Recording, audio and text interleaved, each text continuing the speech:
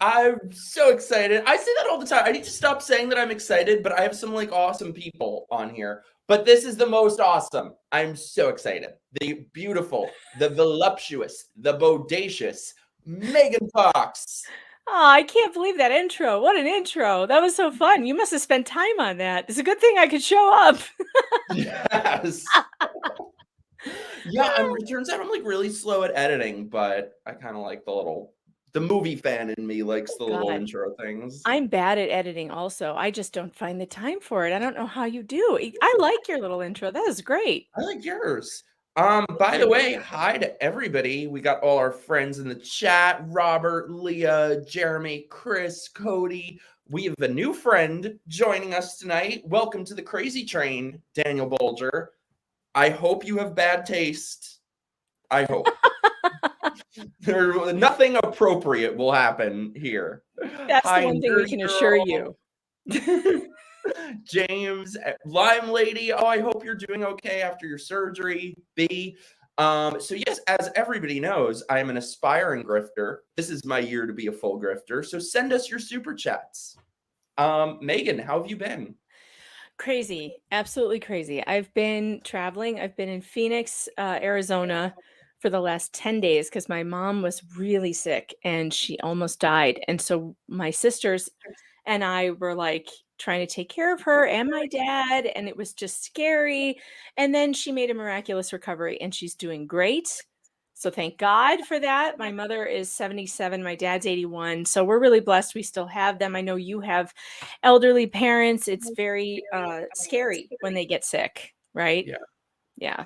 So I finally got back just today. I got back this morning. I am on about 3 hours of sleep, Mike. So I cannot be held responsible for anything I say this evening. Perfect. Do you have a cocktail? I am hydrating because I'm so dehydrated right now, but I will be moving on to wine quickly. Perfect. I'm so glad she's okay. So Tell me things about were it. good when you left? Yes, in fact, I left yesterday and it was the first day that she was like really like she was up all day. Like she wasn't sleeping, she wasn't, none of that. So it's great. I'm thrilled. She went to the doctor today. She had a follow-up and everything is going okay. So she's good. But I mean, man, she was really, really ill. She had sepsis and it's not easy to recover from that. What So is that we're just exactly? it's a blood infection. You get an infection in and you get bacteria in your blood somehow through an internal infection, and then it can kill you. And she was really, really ill. And I'm just glad she pulled through. Intravenous antibiotics, tons and tons of antibiotics, which she is still on, and it was really scary. So I'm she's so doing glad. better now. Yeah, I found out about that when my parents were staying with me, and I was like, okay, hold everything. We need prayer. My dad isn't super religious, but my mom is like CEO of the Jesus Club. Like, she's got a direct line. So I was like, all right, we need to pray for Megan. So many people were praying for my mom. She really felt it too, and she really thanks everyone for doing that because she's a believer too, and the only thing that was making her feel better in the hospital was my sister reading Psalms to her, and that was really the only thing making her feel better. And so it was great that everybody was praying for her, and all my YouTube fans and locals fans and everybody was on it, and people on Twitter, and I just really appreciate that. We felt it. And it was a miraculous recovery. So it worked. Thank you. Yeah, it was. Yeah, I think when you have a relative get sick and people pray and you see how that helps, like that kind of got rid of whatever remaining teenage atheist I had in me when my dad had a heart attack and then a stroke in the same year. And people were telling me, oh, he lived a nice life. And I was like, screw you. Screw you. We're not done yet. Yeah, no, I remember when your dad was going through that. That was tough. And it's really scary. I remember thinking then, oh God, I hope he pulls through. And then he did. Amazingly enough. Twice. Plus COVID 3 times. So we both got some badass parents. My parents made it through COVID too, both of them. Really? Amazing. Yes. Did they have like the really bad one or like? I believe they had the second variation, whatever was after Alpha. What was after Alpha? Delta. That Delta had a real good publicist, so maybe it was that. I don't think it was Omicron. I think it was Delta. I must have gotten the 17th one. I didn't get it for the longest time, and then I finally did. No, my dad got one of the worst ones, and I was nervous again about that, and he beat it in like less than a weekend. Well, it's bad when they stop naming it. You know that it's over. Yes. When they stop giving it scary names and you're not like, oh, is it the Omicron? Is it the Delta? Is it the Alpha? We got the Alpha in this house. And so, we've never got it again. Because if you got Alpha coronavirus, you're set forever. I'm telling you, that was the worst one. Oh, I love this, by the way, Cody. Kick-ass parents make kick-ass kids. I think that's true. I think they that's do with true. you. My parents are fighters, so are yours, I think a lot of times, like, a lot of kids are real insufferable, but the parents are always worse. The parents are always worse. These parents, I can't. Especially those like Upper East Side parents and stuff like that. Yeah.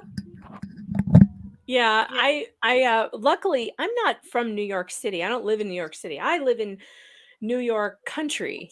I live way far west, so I don't have to deal with any of that.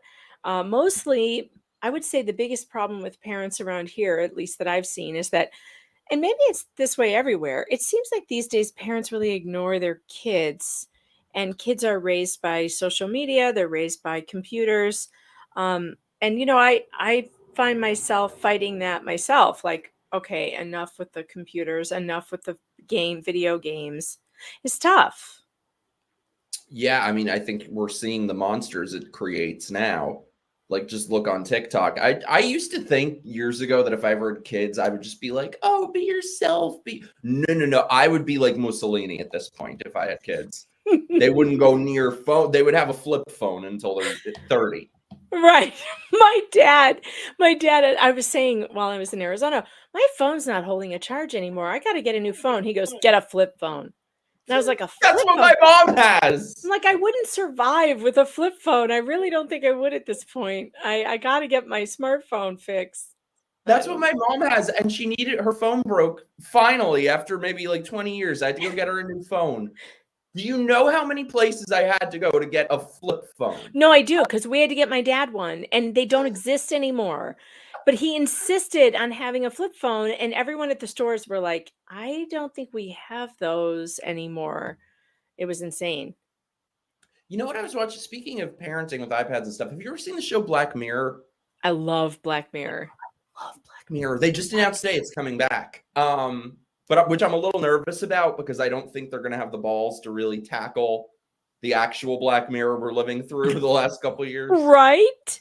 But there was this great episode called Archangel that was about what happens when you try and keep kids away from adversity and keep kids in a safe space. It just sort of takes it to the next level. You guys got to watch that. It was, I don't know if I saw that one. The one that I always think about that I can never forget, I don't know what it was called, but it was the one where they're on the social credit system. The best episode. That is the best episode. Good. So good because, it like leads her to an absolute breakdown. She becomes a criminal. It's unbelievable. I love that. And if we would pay attention to these things, we might realize we don't want to go down that road. I am hearing a little feedback. The chat is mentioning that too. I don't know if it's me, chat. I'm sorry. I'm hearing myself fed back, but I don't know if it's me. Let me know if this is better. Is that better? I don't know. Yeah, well, no, I'm still hearing it. Just a little bit. Maybe I should turn my microphone down a little. Is it better if I turn my microphone down? Maybe. Is that better, guys? You let me know in the chat. I don't hear it now, so maybe it's me. Oh, good. Okay. I just assume tech problems are usually me because I'm on a flip phone at this point. Yeah, that one was so good. Well, I just recently rewatched that, and I was kind of thinking of it in the context of not just social credit scores, but kind of being a wrong thinker, that you have any kind of different opinion now. And when she was at the end in prison but free and speaking her mind, I'm like, that's kind of like us. Yeah, that's true. How I feel. That's true. And it reminds me of, I don't know if it was one of those guys who was shut up in a Russian gulag for many years who said, my body might be in prison, but my mind is free. And I do feel that sometimes. It's like we're told so often we can't say anything, we can't say this, you can't do that, you can't say. And there are some of us like you and like me who just say, screw it, we're going to say whatever we want. And yeah, we don't get invited places. You know, we're not we're not getting the invitations, Mike. We don't get invitations on any side. Right. But there's a freedom in that because, you know, it's just like, well, I don't care about getting canceled. You can't cancel me because I'm already kind of canceled. Like it doesn't, I'm not worried about that. So I kind of laugh when people ask me, whenever there's some sort of conservative event, they're like, are you going to be at this? Are you going to be speaking here at yeah, Turning no. Point? I'm like, no. CPAC, you're going to be at CPAC? No. No. I will never be asked any of these places. Me either. But you know, that it kind of We're brings too me outspoken. kind of brings me to Tucker Carlson, right? That's the big news right now is that Tucker's been fired from Fox News. We don't really know the details and we don't know why and we don't And know. you've been on his show. I was on his show once, and I'll tell you, Tucker, I also know people who are real close with Tucker. And he's a really genuine guy. He's exactly the way you would expect him to be. The way he is on television is the way he is in real life. Tucker's going to be so much more free now, you know, to tell the truth. Fox News is not, if anyone who thinks Fox News is the place for the truth, it's a joke. Okay. It's the same mainstream media as CNN, as MSNBC. They're just a little less far left. That's all. But it's Spudbuster says, I bet Tucker smells great. I would tell you if I had been in the studio with him, this? because for sure in the chat. That's not coming up on my chat. Is my chat funky? You don't see Spudbuster? Now I do. I think my YouTube chat chat? is like a minute. Well, if I had been in the studio with him, I would tell you because for That sure, one? Wait, for no. sure, Sorry, no. that one. Yeah, for sure, I would have taken a sniff. But we were doing a remote broadcast. I gotta ask some so people. I don't know. Maddie, we have a super chat. Maddie, we've missed you on the channel. I mean, we talk every so often, but I haven't seen you here in a while, so we've missed you. Can you imagine how mad Don Lemon is that Tucker managed to upstage his own firing? By the way, I've always loved how Tucker calls him Don Lemon. Is it It's bad? so backhanded. Is it bad though that when I heard the news that Don Lemon was fired, I thought, wasn't he already fired? Like I thought he was already gone. But I don't watch television. Sidelined for a while.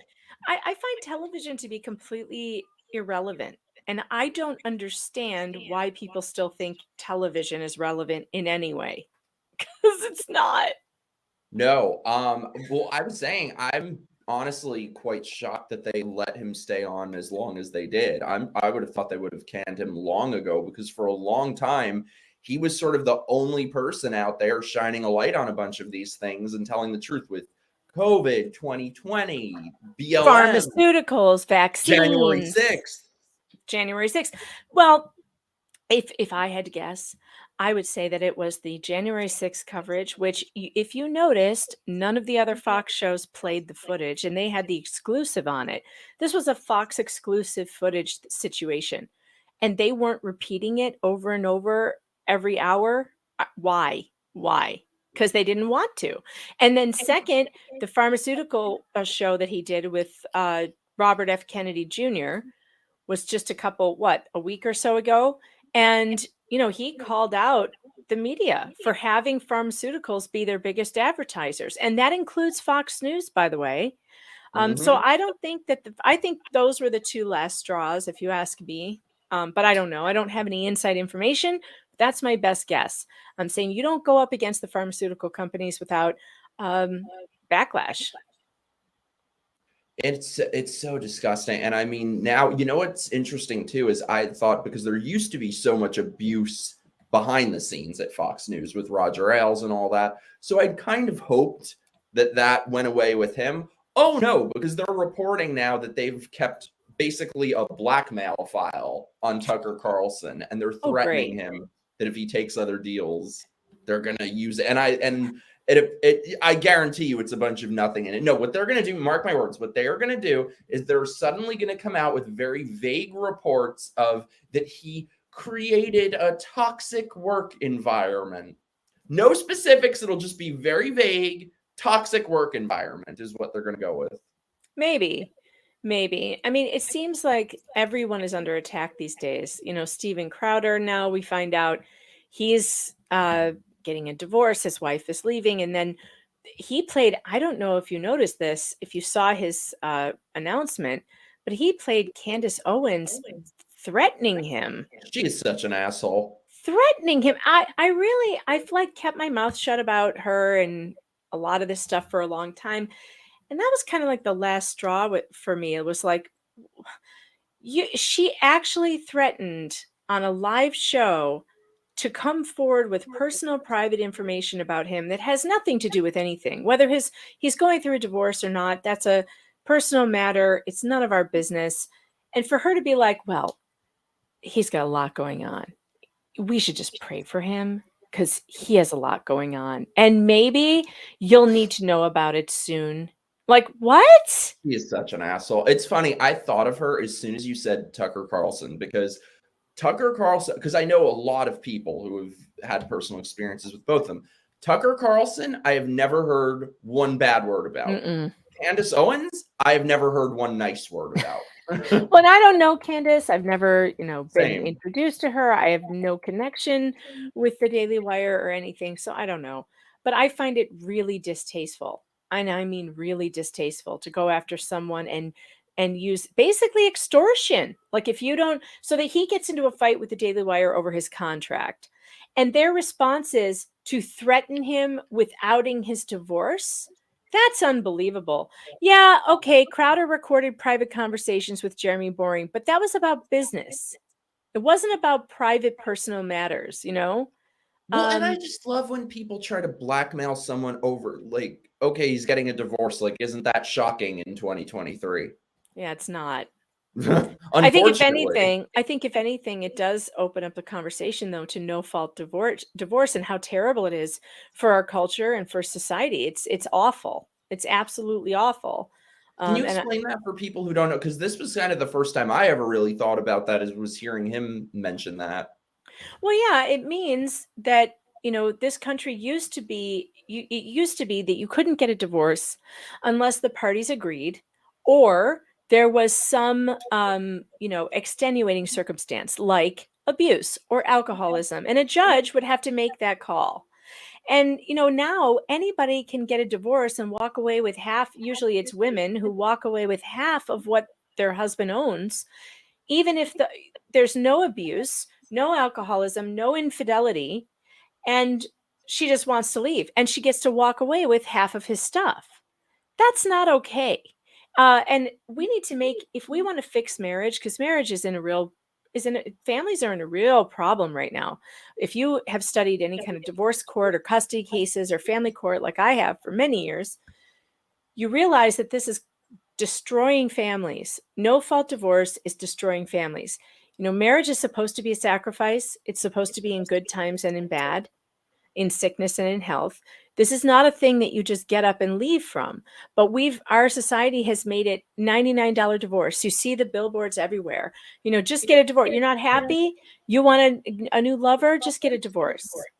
It's a very bad message. Don't get married if you're going to get a divorce. Do not do it. Divorce is okay if you're stuck in an alcoholic situation, an abusive situation, or there's infidelity going on, or some kind of, child abuse. Other than those four things, a judge should say, no, you don't get a divorce. You work it out. You spend a year in therapy. And we used to have that. Stephen didn't want a divorce. His wife did, and he had no say in it whatsoever. This just happened to a friend of mine 6 months ago. He's in a perfectly loving, happy relationship, has 2 children, one of whom has an illness that eventually could kill him. And he's been married for I don't know how many years, and all of a sudden one day his wife says, I don't want to be married anymore, and walks away. No therapy, refuses to go and see anyone, doesn't have any good reason, there was never any abuse. They didn't even fight. It's a very bad thing for families. It's very bad for kids. And yeah, I believe Stephen has very young children. He has twins. And it's just really sad. And I think adults don't spend enough time understanding the consequences of divorce on their children. My sister's an attorney. She spent many years in family court watching people use their children as weapons against them. And she said to me the other night, we were talking about this, and she goes, you know what people don't understand? They all say kids are resilient, they'll bounce back. Here's the truth, because she's represented children of divorce for years. She says, your children will hate you, and they will hate you forever, and they will be justified because you destroyed their family. You destroyed their lives without any care that you were doing it. So there are, I'm not saying there's no reason for divorce, because obviously there's reasons to get divorced, but we get divorced way too easily in this country, and it needs to be checked. No, I've been saying for a while, I think there needs to be more. People talk about stigmas. There needs to be more of a stigma on divorce, because it's crazy how lightly people take getting married and then getting divorced. Right. It's just nothing, like you said, at this point. If you want, and then there's this whole thing where men don't want to get married and women can't find men to marry them. Well, why would you want to marry a woman when you know that at any moment she can pick up and walk away and take everything you have legally? No. I would prenup the hell out of, if you had $2 to your name, prenup everything, because the way people get divorced now. I do think we should normalize prenuptial agreements on both sides. I think that I think that's one way to get around some of the problem, is to normalize prenuptial agreements for everyone, not just for what the man has, but for what the woman has too. Would you sign it if you knew? Would you get married if you had to sign an agreement that said, if we break up, I must split 50% of my assets that I had before I even met you? It's crazy. And I think especially it's you need that because of the mess that the courts are now. God, if you want to ruin your day, anyone watching, read about family court. If you want to just have a horrible, miserable day, it's true. Sick what these people do. It's true. And I'm working on putting together all my research on that into a book. I don't know how long it's going to take me, but it should be interesting, because I had this 27-part series in Missouri and a couple other states around the country in these awful family court cases that I studied and I worked on. And I want to put it together in a book for people so that they can understand what a serious thing this is. It is very, very serious. Don't screw around with marriage and having kids with someone that you're not 100% sure about, that you're not 100% committed to staying with forever. I mean, having a kid with someone, that's the other thing. It's like, even, oh, well, we're not married. So you'll have a kid with someone, you'll still be you'll be in custody court, and it's hell. It's hell. So just don't do it unless you can make good choices about who you're going to commit to.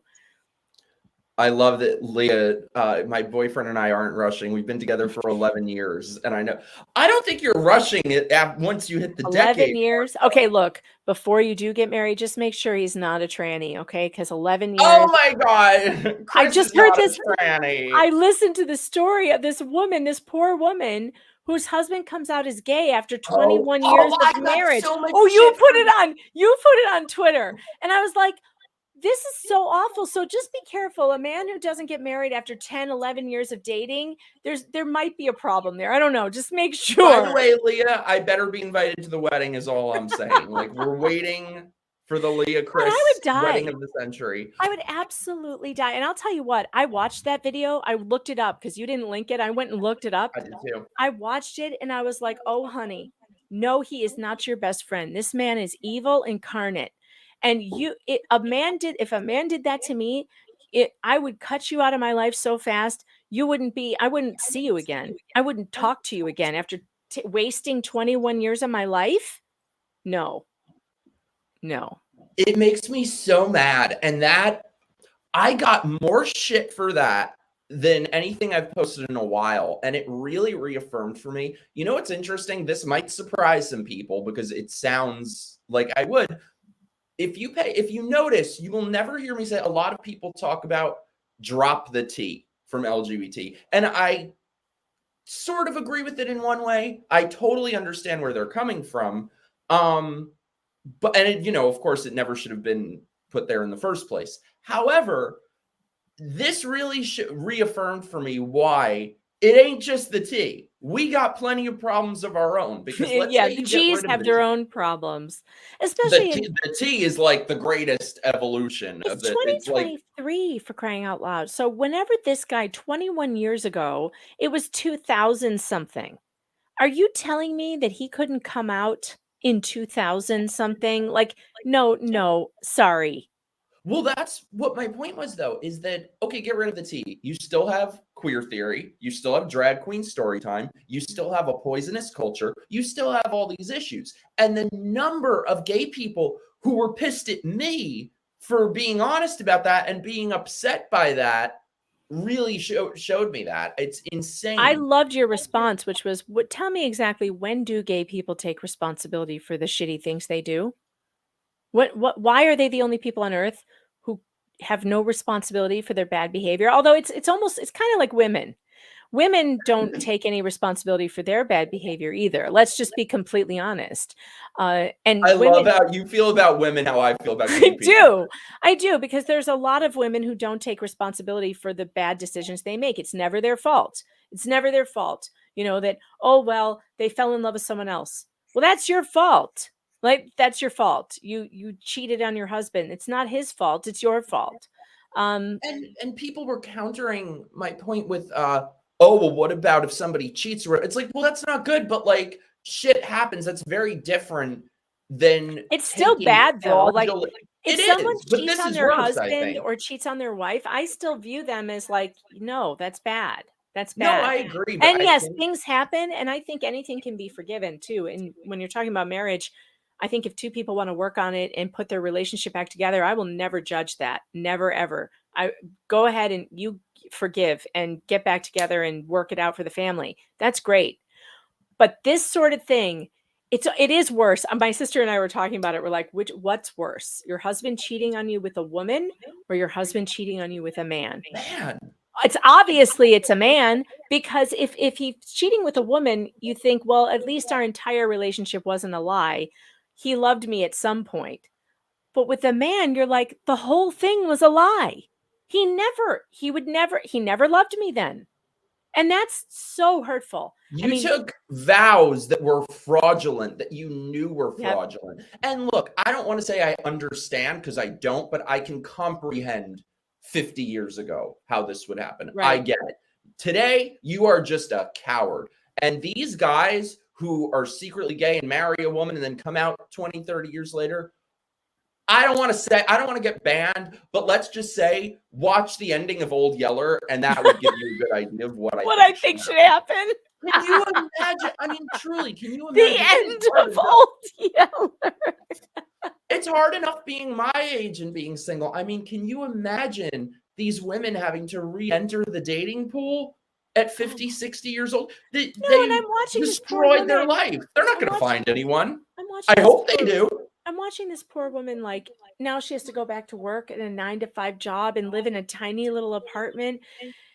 And he's only going to help her for a short period of time. It's like, oh, no, sir. You owe her way more than a short period of time. She built your life. She raised your kids. She cleaned your house. She did your floors. She did your laundry. Like, come on. For 21 years. And now she has to start her life completely over, working a $15 an hour job somewhere. Are you kidding me? Because you had to be your authentic self? No. And look, I think if you're a gay man and you chose to marry a woman and have a family, you made that choice. You stay in that choice. That's where you stay, because you faked it. I don't think they should even let it get to that point. You faked it for that. I don't either. But if that's what you did, don't you dare turn around and abandon your family and abandon your wife and abandon these people you chose to love. It's not okay. These people defending this, I'm like, so it's like nothing matters other than the self-satisfaction of gay people, no matter how many lives they have to destroy to get it, no matter what destruction is in their wake, nothing else should ever matter. And you can tell that in the video of this woman responding, like she's kind of tiptoeing and stuff. So because even with the destruction that's been caused to her, she feels like she has to appease the cult. It's insane. So what I had said is I was like, okay, obviously being realistic, of course, I know that there's no way realistically we could have any sort of death penalty for this. But at minimum, you should be able to sue his ass off. He should be working for you the rest of his life. You should get every damn cent to his name. He should be living in a box. This is where fault divorce comes in. Okay. Yes. This is why we should not have no fault. This is a fault divorce. This is, that woman would have stayed married to him, except he chose to do this and blow up their life. In that case, he should pay, and he should pay forever, because he did this. He married her under fraud. He wasted 21 years of her life. He brought children into the world who are now going to be affected poorly by him, and he should have to pay forever, not for a short period of time. But see, this is what no fault divorce did, because he can leave her and be declared no fault, that there's no fault here, and clearly it is his fault. It's so sorry, I was just reading the chat. It makes my awful. Head explode. I'm so tired of the bigotry of low expectations. Yes. and I'm the asshole for saying don't destroy another person's life. I don't care. Fuck your feelings. I don't care. Crazy. Fuck your authentic self. That's crazy. That's crazy. There is no low to which these people will not stoop to make themselves happy at the expense of other people. And this is not what we teach our children. We teach our children, hopefully most people try to teach their children to think of others first. Treat others the way you want to be treated. And yet the entire gay community gets a pass because they're on the rainbow spectrum or something. They can just on the spectrum. They can put they're on the spectrum. They can put themselves first. And no one ever says, well, maybe you should think of other people. Like, I don't know, the kids you brought into this world. And I think that goes for straight people too. I don't like the fact that people will just divorce and break up families and have no good reason other than I fell out of love. Oh, join the club. Everyone falls out of love over 20, 30, 40, 50 years of marriage. You're supposed to fall in love again and again and again. And your spouse changes.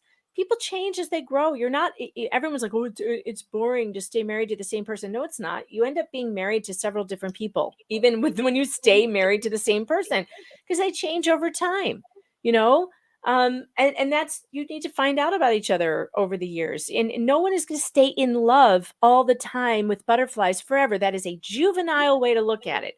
That's not growing up. Grow up.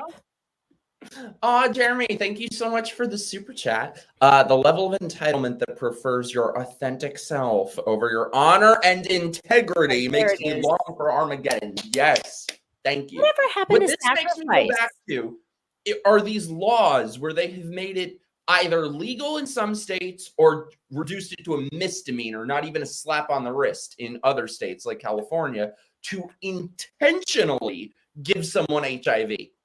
Oh, God. We're not talking about like on accident. No. Oops. We're talking about what I consider to be on par with rape, what I consider sexual predators. Attempted murder. I think it's attempted murder. Yes.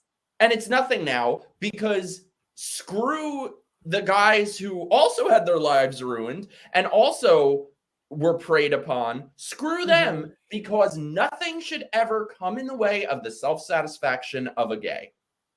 It is maddening. A gay. Careful, Mikey. By the way, the gays are going to get very offended. That's helped me be a better grifter. Yes. Rainbow spectrum. I think you just found the hashtag of the show. Rainbow spectrum. Rainbow. I don't know what else to call it. I mean, there's so many things now. LGBTQ -2 plus ampersand. I don't know. You forgot the square root sign, bigot. I mean, it's enough already, right? It's just enough. What did I see? There was like a new chart out that 20% of Generation Z describes themselves as queer. And it's like, well, here's why. First of all, it's all white kids. And the reason why it's all the white kids because this is what diversity, equity, and inclusion intended to do. It made the white kids feel guilty for being white. It made it very clear that they don't have a place on the hierarchy unless they get on the rainbow spectrum. So if they get themselves on the rainbow spectrum, they're suddenly in the hierarchy and they're oppressed, and they get a pass. It's the queer pass. Hashtag clear pass. I'm sitting here cracking up at something Cody said. Anyone who watches Mike Harlow is on some kind of spectrum. My dad. So I've been when I was in you, Arizona, I was streaming to locals only. I wasn't streaming on YouTube. I was just doing locals for my local subscribers, meganfox.locals.com. It's a fun place. And my dad kept asking, who are we talking to? Because I was streaming. And he's like, who are we talking to? I'm like, my locals people. He's like, but who are they? I said, I don't know, Dad. They're like internet weirdos. So he's like, yeah, they're weirdos. I'm like, well, they pay to be here. So we're all a little weird in my crew as well. Probably we're all on some spectrum. By the way, parentheses, become a channel member. We have channel memberships now. I think like 3 members. I have multiple members at this point. 10 now. I got 10 members. Woo! So help me beat Megan or like catch up to her. Become a channel member or join my local. Subscribe to anything because we do movie nights, we do Zoom hangouts, we do game nights. Can we talk about Karen? So we had movie night the other night. We watched this horrible, amazing movie, Karen. Next week we're having our very first game night. So join the squad. It's a fun place with fun people. Megan was there for our movie night. What are you playing on game night? You should come, by the way. Have you ever played Jackbox games? No. There's this one trivia murder party that I'm obsessed with. Fun. It combines my 2 favorite things, murder and trivia. Oh, perfect. Well, that sounds fun. Watching Karen with you was an absolute hilarity. It was so funny. That movie is so bad.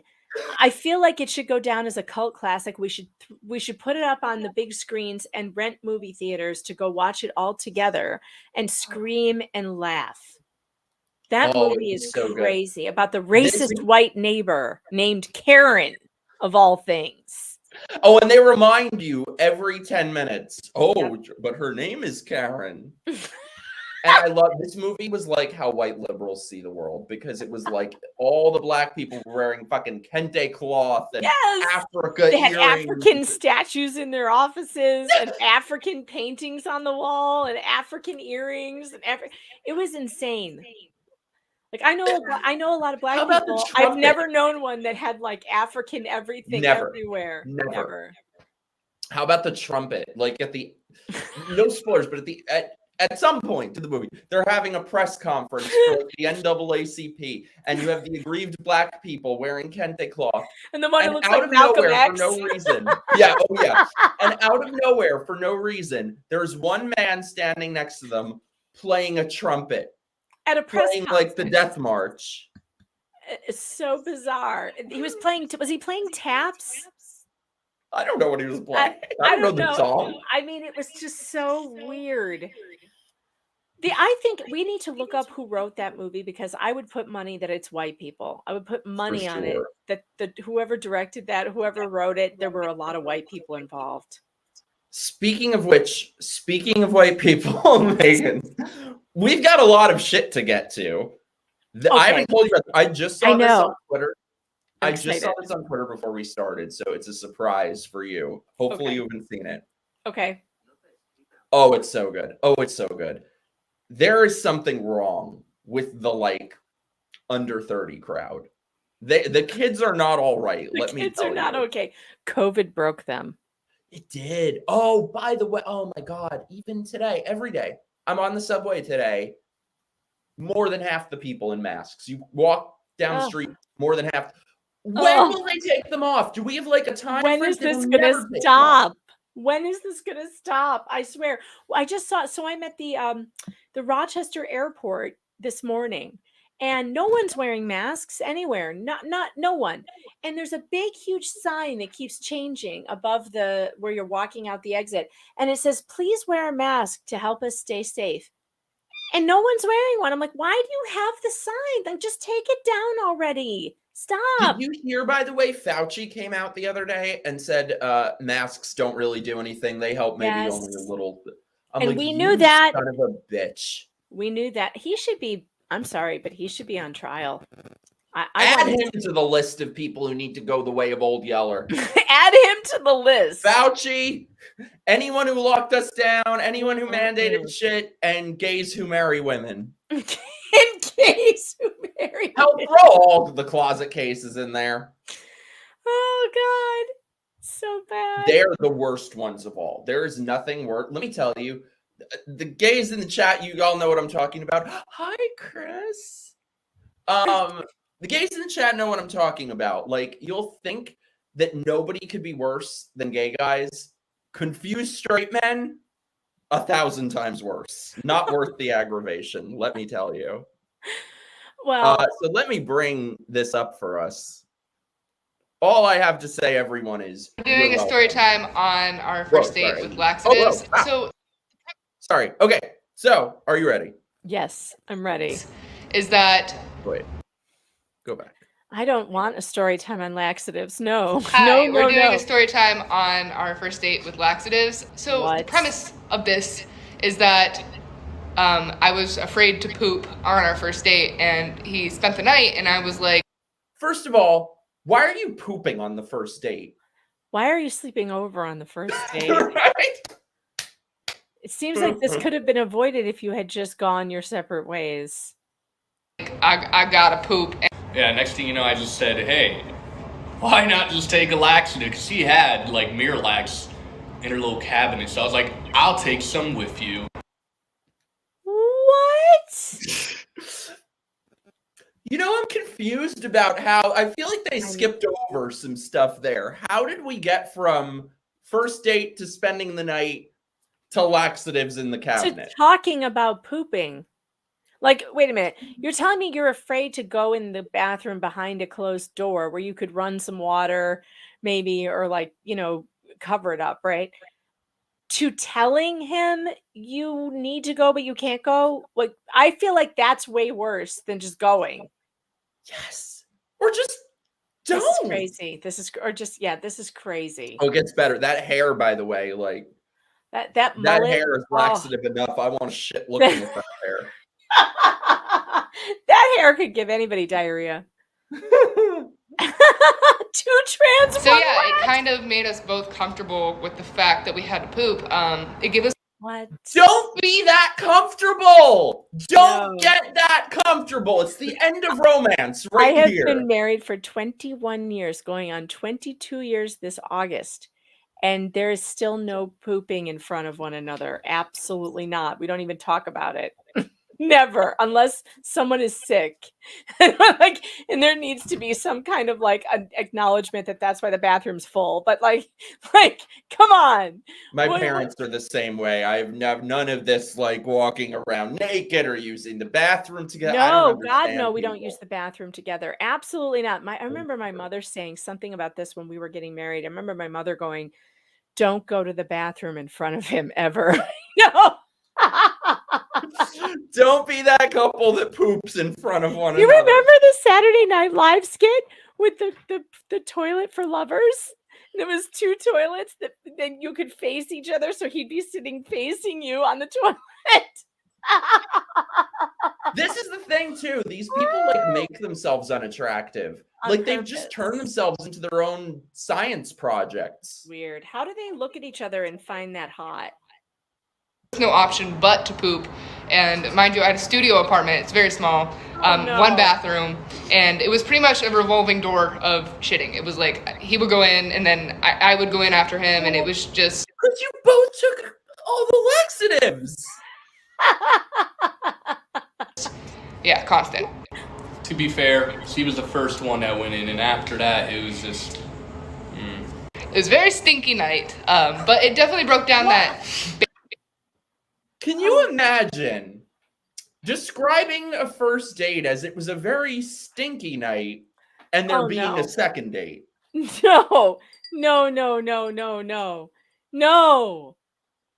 Exactly, Maddie. As far as my future boyfriend is concerned, I have no bodily function. Exactly. That's the way to go. Barrier of being afraid to poop in front of each other because we just smelled each other's poopies for the first time on the first date. Oh, we smelled each other's poopies. Why are you doing this to me? This sounds like a fetish now. This is kink, isn't it? By the way, who was it? I think it was Daniel at the beginning who was like, this is my first time here. Aren't you glad you came? Oh, God. You did not tell me we were going to talk about poop. This is By the way, though, have you noticed that these people always use very infantile language? Yeah, because Kiddo, they're doggo, poopies. arrested development. That is it. Terrifying, but also at the same time, you don't have that fear anymore, you know? Like, I just took a fresh dumpy about 5 minutes ago. Oh, God. She took a fresh dumpy.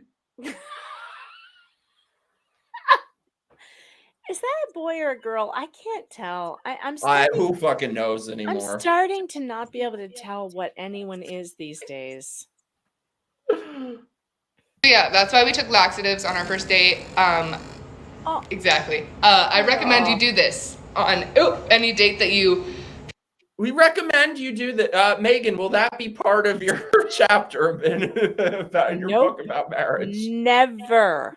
Take dumpies and the poopies. In fact, one of the things I love most about this house we bought in New York when we moved from Chicago is that we have 3 bathrooms in this house. And in our old house, we only had 1. And so you had no choice but to go into the same bathroom, and sometimes that's gross because you don't want to go in after someone else. So now it's great because we just use separate bathrooms. And if in a perfect world, I would have my own to myself bathroom that no one else touches, including my husband. I've never had my own bathroom. That's like my dream in life. Yeah, I mean, most of the time, Mr. Fox goes in the bathroom downstairs, and I go in the one upstairs, and then never the twain shall meet.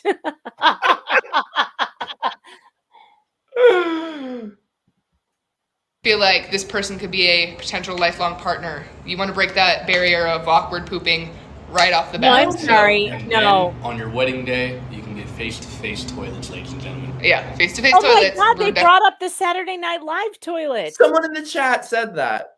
The love toilet. Yeah, the Saturday Night Live had a skit with the 2 people facing each other on the toilet with like candles and like, violin music. It was hilariously stupid. And these 2 are actually, I'm sorry, but there is no reason to ever, ever, ever poop in front of the person you live with. Ever. No. Ever. Definitely going to be investing in that whenever we get a house one day. Oh, what a thought. That's disgusting. That's a fetish. That is not getting over anything. There's nothing there you need to get over. Like, sorry, pooping is something even dogs would like to do alone. You notice if you watch them when they're pooping, they're like, stop looking at me. No. I can't with these people. I can't with these people.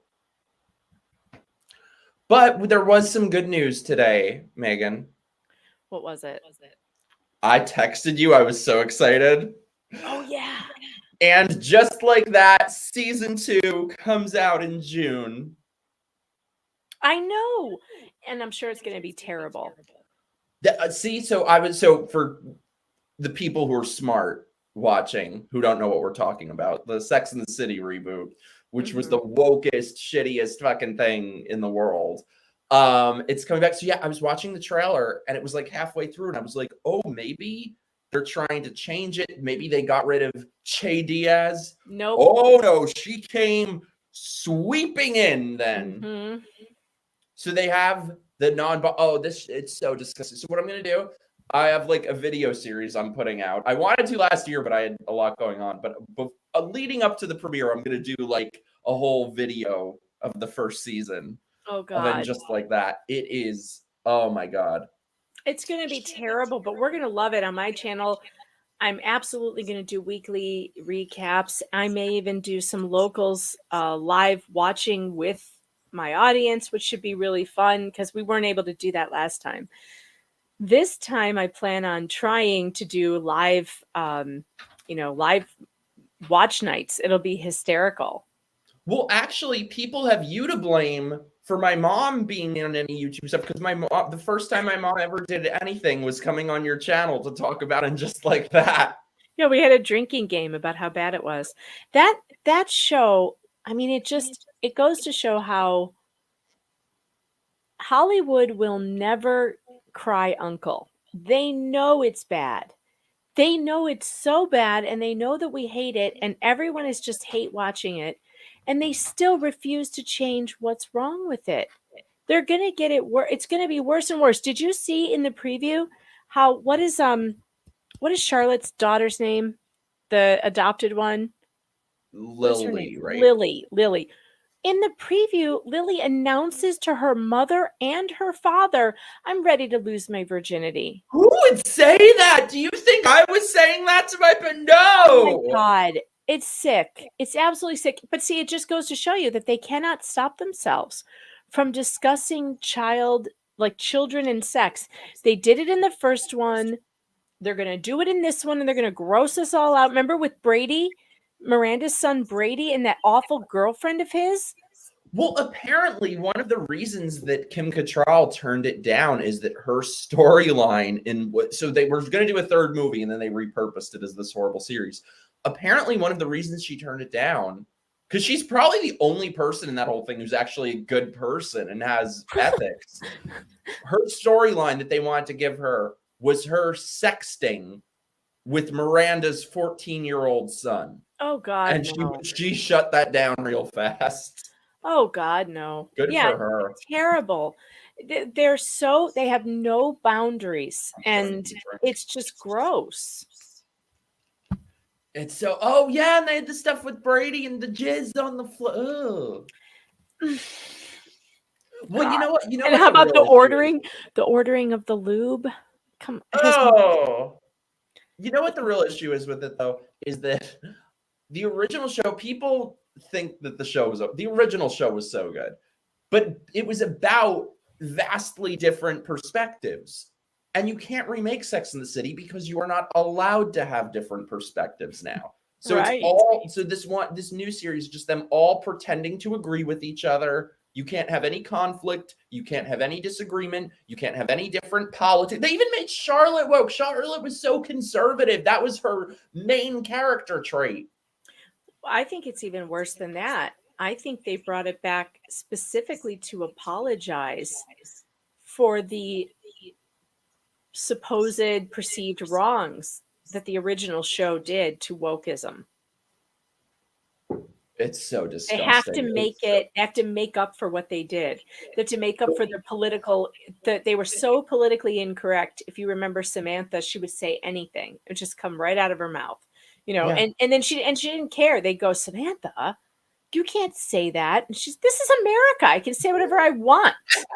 She actually says that in one of the episodes. Oh, it was so good. It was wonderful. So I will never forget though. So on this, and just like that show, they have Charlotte, of course, has to have a child who gets transed by the school.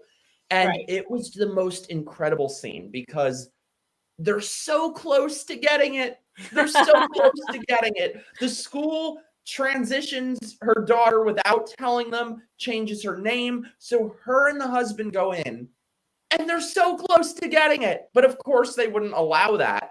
So afterwards, they have the scene where they're leaving the principal's office. Oh, and of course, they not only agree to everything, but are fully on board with it the very next episode. But so you have them leaving the principal's office, them walking down the hall, and the husband with his dick tucked into his legs, metaphorically, going, oh, well, it's very humbling when someone tells you what your child is. You stupid son of a bitch. Humbling. It is evil. It is satanic. It is repugnant. It is abhorrent. Yep. Humbling. You stupid fuck. Oh, sorry, but Jesus. No, you're right. No, you're absolutely right. It's absolutely ridiculous. And I mean, this is the way parents are being treated, though, at schools. And if you don't bow down to it, they made it look like it was congenial, but that's not how it is. It's actually very adversarial. And if you as the parent disagree with the school, you will find yourself with CPS on your doorstep. That's the next step. And of course, they won't show you that in this stupid show because they're trying to make it look like, oh, it's perfectly normal. It's perfectly normal. And it's not. It's not. Well, and I think it was probably very deliberate the way that they portrayed it too, because the teachers that were like very snippy and very matter of fact, this is how it's going to be. Mhm. And the parents backed down immediately and agreed immediately. So I think it was kind of trying to show parents this is what you're going to do. Yeah. By the way, thank you so much. Enchiladas Unbreaded. Where are Mikey's super chats, y'all? Yes, send us your super chats. This is the year of the grifter. I'm working on it. By the way, have you seen these guys, these little shits? They look like they're about 12 years old. These little shits who are out now, the TikTokers for Biden. Oh, yes. And they're always all screaming, funded by the DNC. They're always screaming at me. If Screaming. I see these kids screaming at me one more time in my Twitter feed, I've had enough, Mike. I've had enough. First of all, I picked the wrong grift. If I were a liberal, I would be wiping my ass with $100 bills. You because would. who knew? Who knew that there was such a market for shouting at a camera while angrily gesturing? I'm like, I'm right here, bitches. Well, if the Republican Party was smart, they would pay you to make videos for them, but they're not smart. They would never pay me. They If don't. they were smart, they would pay some people. They would never pay me. I'm too inappropriate. No, We're talking about pooping. If they were smart, they would do that because that's how you reach the kids. That's what they're talking about. That's what they're all into. You know, I obviously. saw this video on Twitter today or yesterday of this chick, this bleach blonde chick in a bikini with the tits out, and she's the American flags, and she's shooting her gun at Bud Light can. And I'm like, you know what? I'm like, if the appropriacons had their way, the very appropriate people had their way, this would be entertainment of the non-left. You know what I mean? Mm-hmm. I also, when I see those videos, I think, who paid for all that Bud Light that you're going to shoot? This is not making any sense. Right. If you want to boycott something, I stand behind you. Definitely keep doing it because it's working. I've been reporting on the Bud Light situation and it's not good. AB InBev has actually canceled their equity meeting. You're going to love this. So they were about to go into an equity meeting and they canceled it. And instead, they had to meet with their distributors to talk about the fallout and how sorry they are that they did what they did. Because they have lost $6 billion in market share. They're down 17% for Bud Light. And it's not just Bud Light.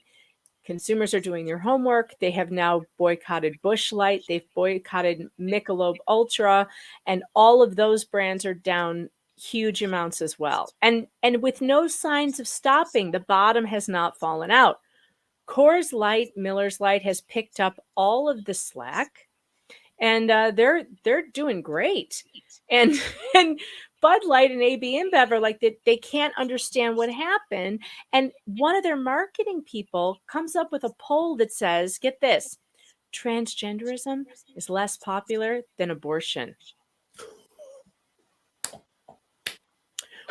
When your little movement is less popular than dismembering babies, you have a problem. It's when it comes to like the Bud Light stuff, I feel I have a little bit of split feelings. I'm glad it's working.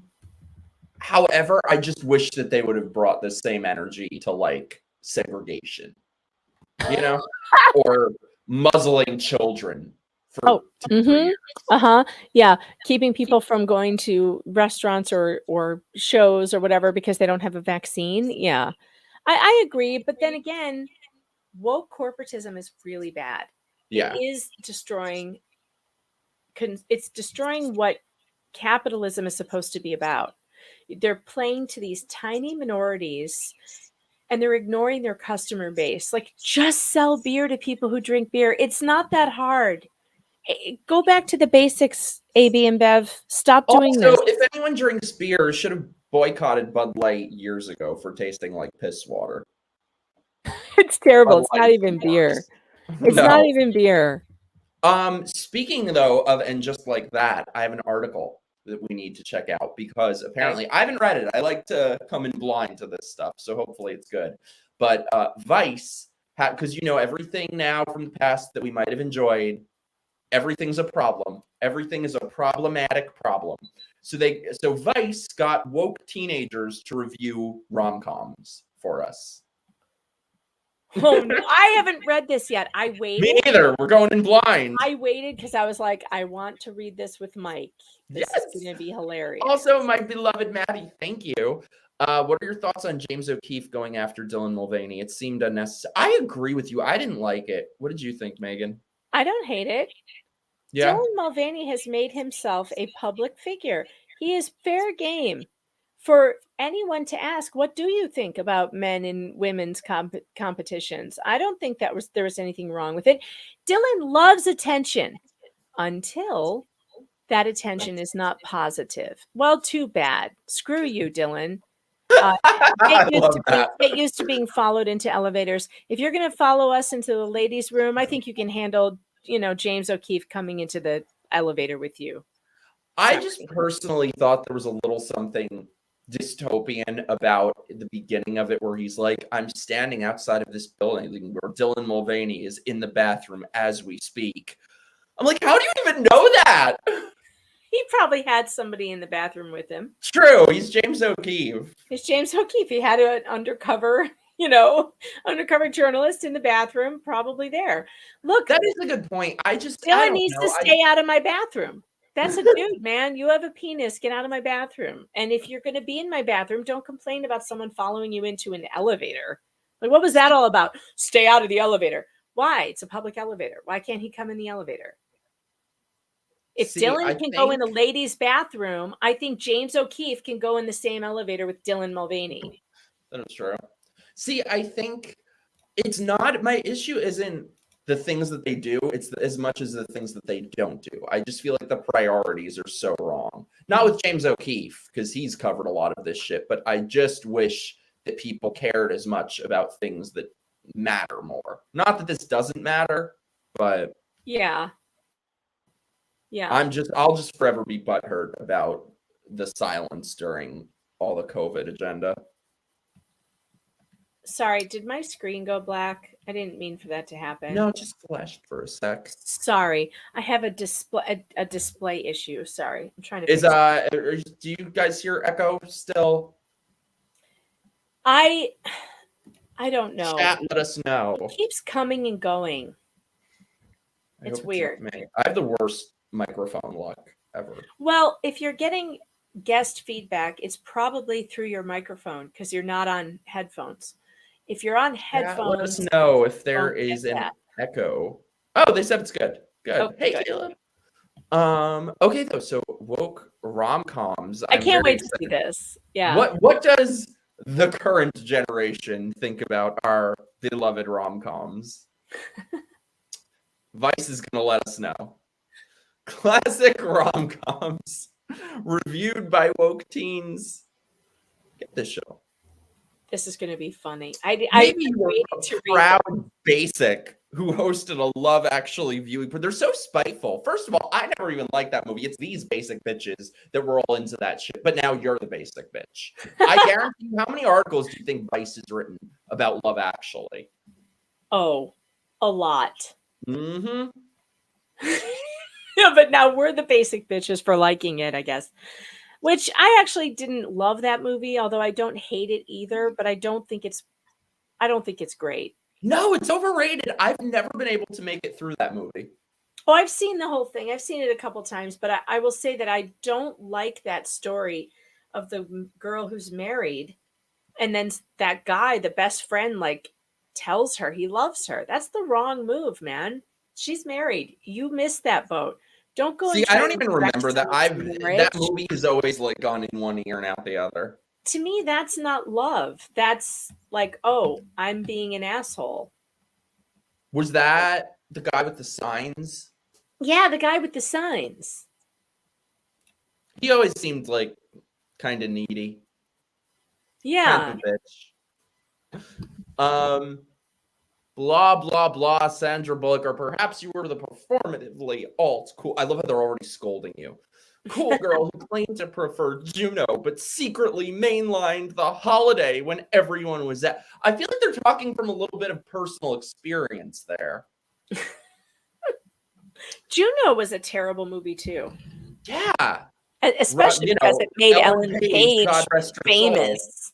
Right. That was the worst part about it. I wonder how these films would be received today. Gen Z teens are woker than previous generations. Yeah, because this bullshit is new. They should They just all be follow trapped. Barbie Sorry, did I say that Ferrari. out loud?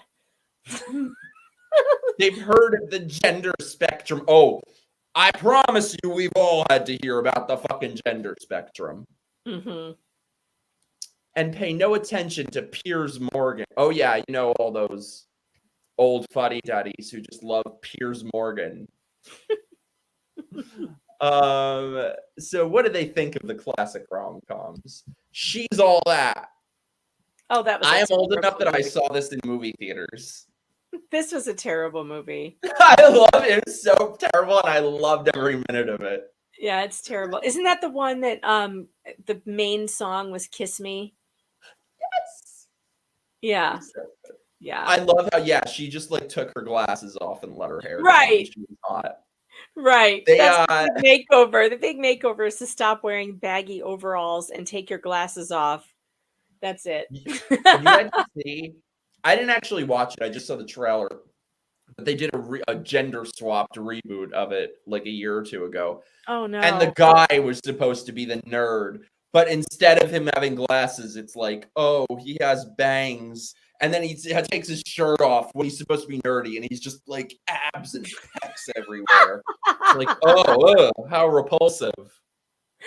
Oh, that's funny. So She's All That. What do you think? I'm guessing She's All That is going to be highly problematic. Oh, I'm sure. Let's Highly. find out. Send us your super chats, by the way. I couldn't ignore the sexism enough to enjoy this one. What miserable people. The girls in the film are so objectified, it made me feel a bit sick. The main guy at the start says something along the lines of, any girl could be prom queen as long as she has a good rack.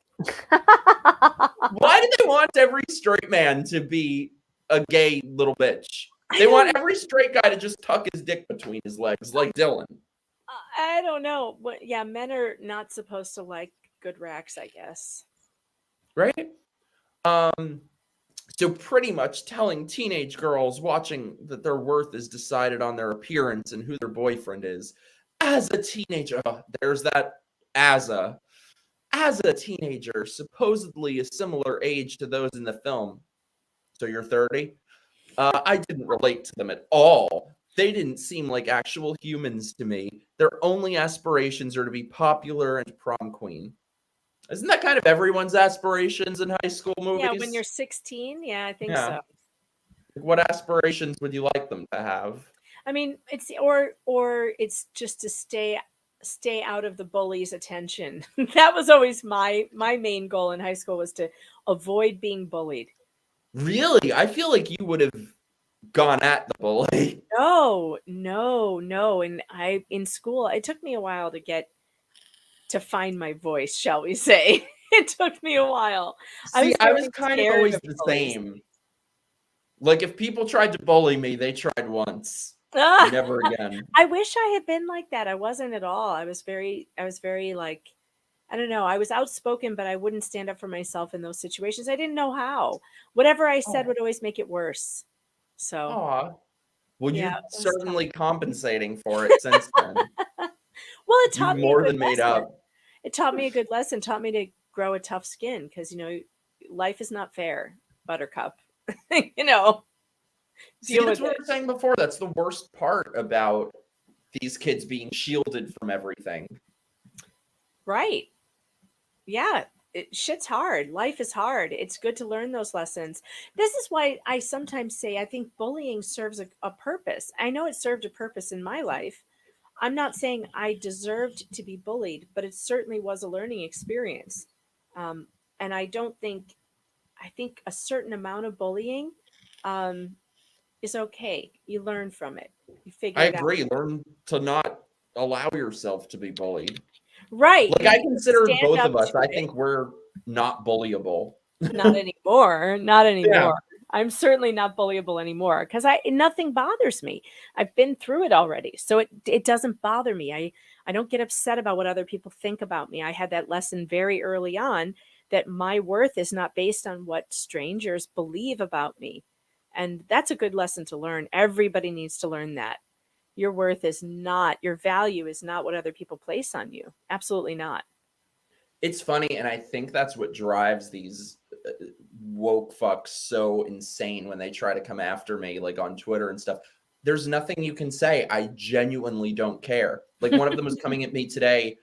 I bet you are in love with the transes. I was like, you're right. It's a deep sexual attraction.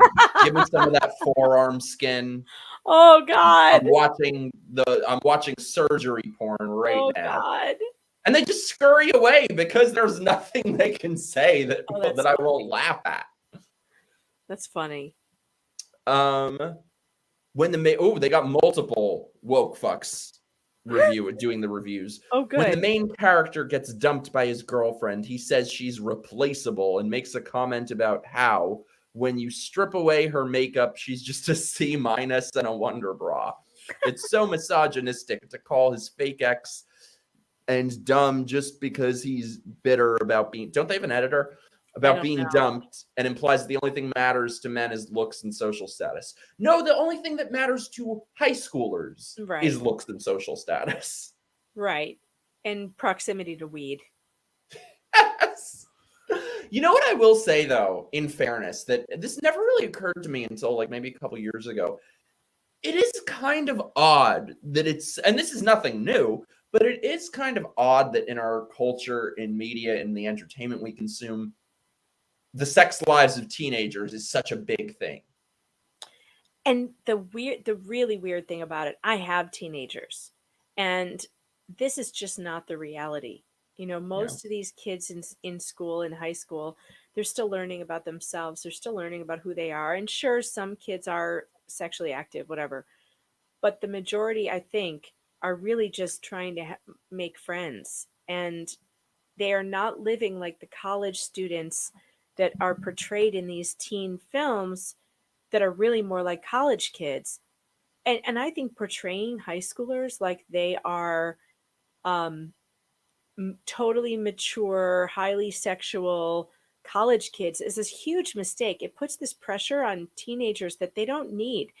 That really it's not reality. It's not their reality. They're mostly supervised by their parents, for one. None of them drive. Tons of them are not getting their driver's licenses.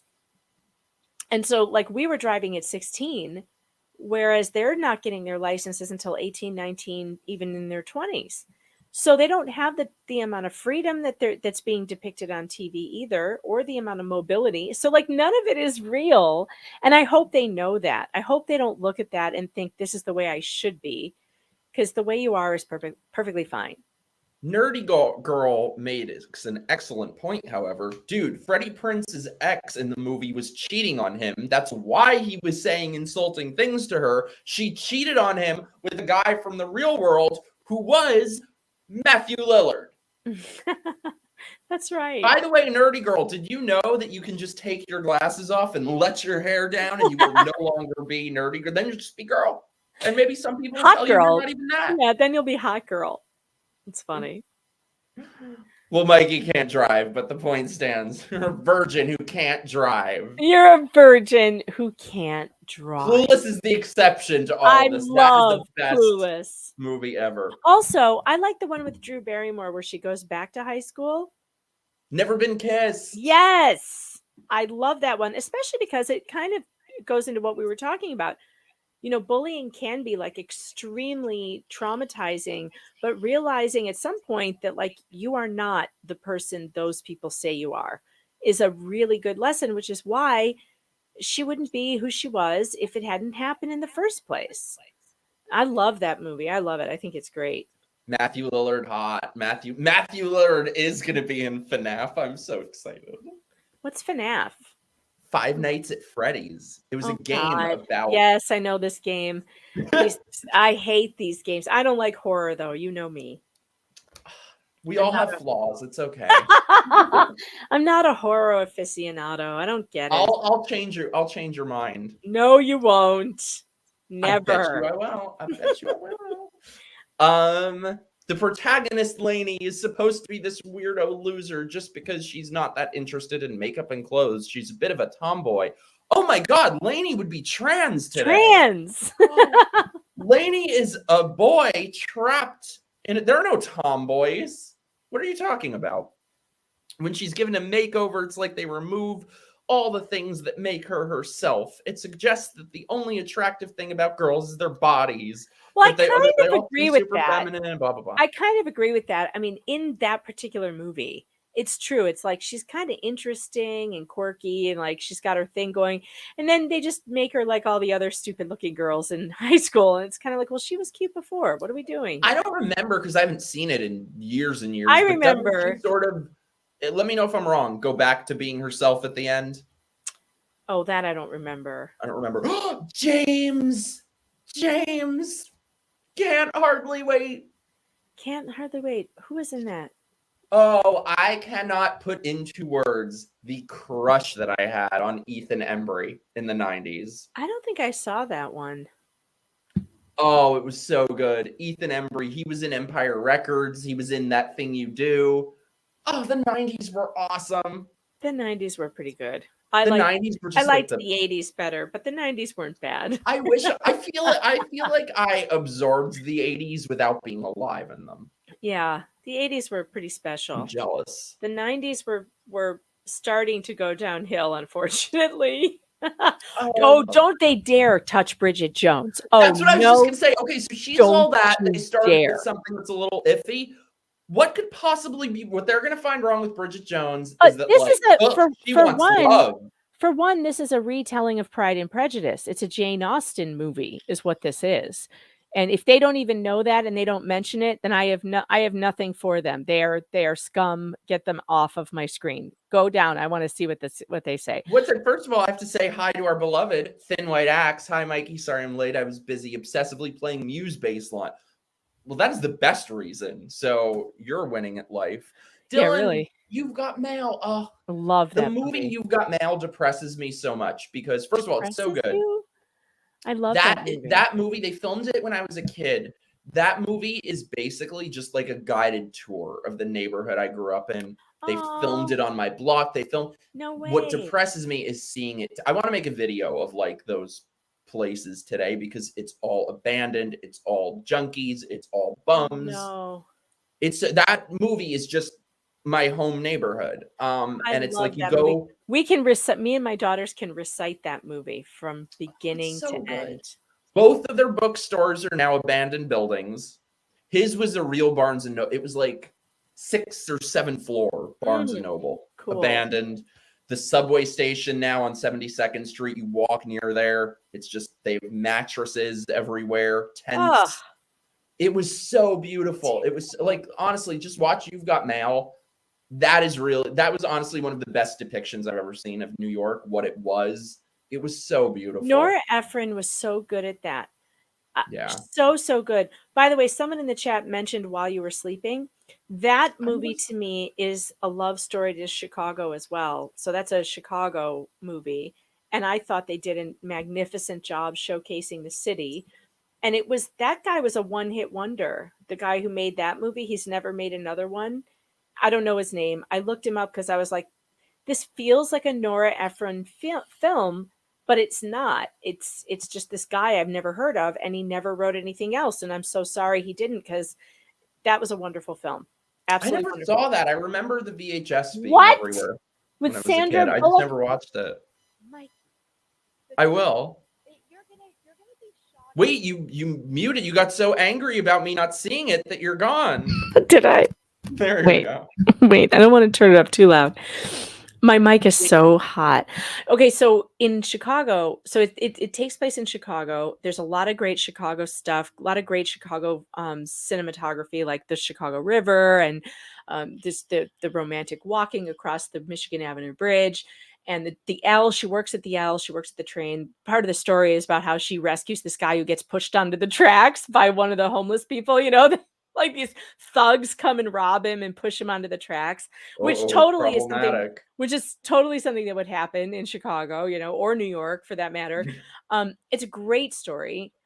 It is an absolutely wonderful movie. But what I love about it is the dialogue is so similar to that Nora Ephron style, where you have these conversations that are happening in the background that stay in your head.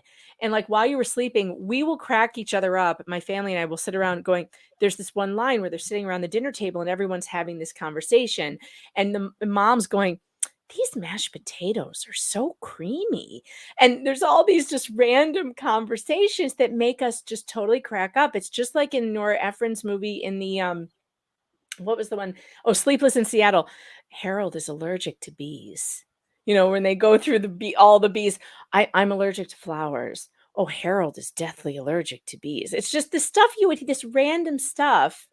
Stop swearing in church. You know, it's just it's a hilarious thing that I don't know. There's just talented writers can do this. They write this dialogue that's so down to earth and so relatable, because we've all been sitting around the table when our relatives are discussing just ridiculous things that mean nothing, you know. James made a great point here. Did you notice that in older movies, everyone looks happy and are socializing with each other? They don't now. Even if they're pretending to smile, everybody looks miserable. And I like movies and TV shows where they suspend reality and get rid of the phones. Because if you have to do like a modern show, everyone has to be holding and constantly looking at a phone, you know? All right, I can't wait anymore. I want to know what they say about Bridget Jones. This is going to make me angry and I'm going to rant. Wait, I know I'm going to forget this if I don't tell you now, and then we'll get to that. I have a movie. We should watch it for movie night on Locals. I have a movie that is so disturbing and so, I don't know who could have thought of that. Have you ever heard of the 90s movie Milk Money? I think I've seen it. Yeah, with yeah, oh my God. Yes. It's about little boys and hiring a prostitute. Yeah. Melanie Griffith. The most fucked up thing I have ever seen. Yep. I was just watching with my jaw dropped. Like, who thought this was a good idea? Hollywood, because to them that's you know, par for the course. Yeah. I bet they were actually hiring hookers. They're going to find it very problematic that she wants a relationship. How dare a woman? How dare she? All right, let's see. Bridget lives in London, which is the most diverse place in the UK. But as far as I can remember, there isn't a single person in the whole film who isn't posh and white. Even the background characters aren't diverse. Sorry, wait a minute. That's what you're looking at, the background. England is the most diverse place in the UK. Is that true? England is isn't England full of stabbings? Aren't they full of white people? Isn't England mostly full of white people? Like America is mostly full of white people. Aren't we majority white countries? I don't know. I mean, I don't remember if there's a whole lot of diversity. I know that what's his name makes a cameo from Russia. You know, the guy with the fatwa on his head. Salman Rushdie. He's in there. He's in it. He makes a cameo. I haven't seen that movie in a long time. I never saw the last one they did. God, it's a great movie. Was the last one good? I didn't like the sequel. The sequel grew on me. The third one was not great.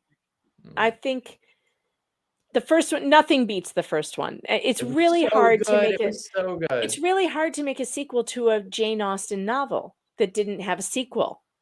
And they're gonna mark my words though. It's gonna be very problematic that Bridget doesn't want to die alone. The main premise of the film is that Bridget is lonely and depressed because she doesn't have a boyfriend. Yeah, join the club, bitch. Who isn't? Yeah, who isn't? These people are idiots. They don't even know that this is based on a Jane Austen novel, and it's pissing me off. They don't know. They haven't to watch if you decide not to focus on the issue, because Bridget seems much more of a real and well-written female character than in a lot of these films. But still sends a message that a woman isn't much without a male partner. But see, none of us are much without another person. It's not about woman. A man is not much without a woman. Yeah, it's about finding love. And of course, Jane Austen's Pride and Prejudice had all these really incredibly, and I'm going to use the word, diverse characters. And it wasn't diverse in the color of their skin. It's diverse characteristics, right? All these really different people. So you had Elizabeth Bennet's parents who were in this marriage that had lost love. And so there's that dynamic. So you have the man who fell for the very beautiful woman, but they had nothing in common. And this is what happens 5 kids later, and you get to watch this dynamic of these two having this incredibly difficult relationship. And Bridget's parents in the movie, same. Like, her mother leaves her father for some, fling with this weirdo from a home shopping network. And it's this dynamic of those two who have their own love story going on and their own struggles and their own stuff. Meanwhile, Elizabeth Bennet, who's portrayed by Bridget Jones, she's trying, her parents are pressuring her to find love and she can't get it right. And, she keeps, everything she does is wrong. And who cannot relate to that? Right? We can all relate to that. Bridget Jones. It's an incredible story. And then Mr. Darcy, of course, played by Colin Firth, who was also Mr. Darcy in the BBC production, is also the love interest in Bridget Jones. Mark Darcy, his last name is Darcy. I mean, how much more obvious can they be? And then you have the bad character, the bad boy that women have such a hard time avoiding, the bad boy played by Hugh Grant, who is supposed to be the same type of character that Jane Austen constantly wrote in all of her novels, whether it was Mr. Wickham, or which he is supposed to be Mr. Wickham in this case, or if it's a Mr. Elliot, or all these. She always wrote this character, this one bad guy who was not what he perceived to be, not what people perceived him to be, but something else. And then the juxtaposition of, Darcy, who's the good guy, and then the bad guy for you, and trying to decide between the two of them, and how does that work? It's a wonderful story. It's incredibly complex. It has a lot. Bridget Jones was a wonderfully made movie. The second and third ones I could do without, but the first one is absolutely perfect in every way. There isn't a scene in this movie that is wrong, that is off. It's absolutely perfect, down to the wet shirt scene where he falls into the water, and then you get the wet shirt. I mean, unless you know about Pride and Prejudice, you don't get the wet shirt joke. You have to get it. And these idiots don't even know that that's what this is. She was so good in it too. She deserved an Oscar for this, and she deserved the Oscar for Chicago. She was amazing in Chicago. You know what bothered me about Bridget Jones, though? Here's my one criticism. She's supposed to be fat. She's movie fat. She's 135 pounds. She's movie fat. Oh my God. This is what they consider fat. She doesn't have fat on her anywhere. Even when they squeeze her into the bunny suit, she looks fantastic. She looks fantastic. And I'm like, she's got no fat on her anywhere. We're talking about Renee Zellweger here at 135 pounds. What is she, 5'4" and 135 pounds? I think you might have called it on our next criticism, our next problematic. Yeah, moment. I'm gonna have to agree with them on that. She's a normal weight. She's a totally Bridget in this normal film weight. is supposed to be some complete mess who needs a man to magically fix her, even though she's got a good job and lives in her own flat. It's quite fat phobic too, because there are loads of comments about her being fat when she's a very normal weight. She says something. Well, wait, how would that be fat phobic? Wouldn't that be thin phobic? She says something like, is the reason it never works out because I'm overweight? It basically says that unless you're skinny, nobody. Oh, get your ass to the gym. Well, for one, Daisy. She never said that in the movie. I know the movie backwards and forwards. That is not a line in the movie. Daisy, I bet you're a little She chunky. journals. Like, you get your ass to the gym too, Lizzo. She journals every day about her weight and how she makes her feel bad when she's overweight and she's eating too much and she binge eats. And that's all very relatable. I have cleaned out my refrigerator too in a state of depression. She's like scraping the mold off the cheese. That always makes me laugh. but look, she doesn't look fat. And so if they really, and I guess she had to like eat like crazy just to gain weight to be 135 pounds. So for Renee Zellweger, I guess she felt she was fat. Oh. But she wasn't fat. The worst Renee Zellweger movies, Texas Chainsaw Massacre, Next Generation. You mean the best. Oh, I hate horror. I don't know. I didn't even know she was in that. It was so amazingly horrible. Her and Matthew McConaughey. It was their first movie. I thought Renee Zellweger was wonderful in Jerry Maguire. And before she got really skinny, she looked great in that movie. She looked really healthy and good. And I thought she looked good in Me, Bridget I love Jones. her. But after Jerry Maguire, and after Bridget Jones, she got rail thin. Like so thin it hurts to look at her. And I'm I sorry love her about and that. everything, except okay, this is gonna be like the gayest shit I've ever said on this channel. I find She that was hard to believe. miscast as Judy Garland. The only good person, Oh. Judy Davis, is the true movie Yes. Judy Garland. Did you see that? I know who you're talking about, and she would be Oh, much it was better. so good. You guys have to watch Yeah. the movie about Judy Garland with Judy Davis. Judy Davis Holy is shit, wonderful. she's amazing. She's really, really good. She's so good. Renee And Zellweger, I thought I I was like the going to late hate Judy her. Garland, the boozy, pilled out Yeah. one. I thought I was going to hate Zellweger in that role where she played that murderer in the fat suit for that TV Oh, and then show. to watch that. Oh, Pam well, one. I thought I was going to hate it because I was like, why put her in a fat suit? Just like get a fat actress to play it. Do we have to see a Renee Zellweger in this role? But she was great. It was funny. It was, she played Pam something. I can't remember her last name. It was a real story about a woman who murdered her husband and or somebody else's husband. I don't know. I don't remember. Cody is saying, let me tell you something, Megan, you may remember. There was once a time when I would smoke so many cigarettes that people would literally follow me into the bathroom because they thought I had an eating disorder. What?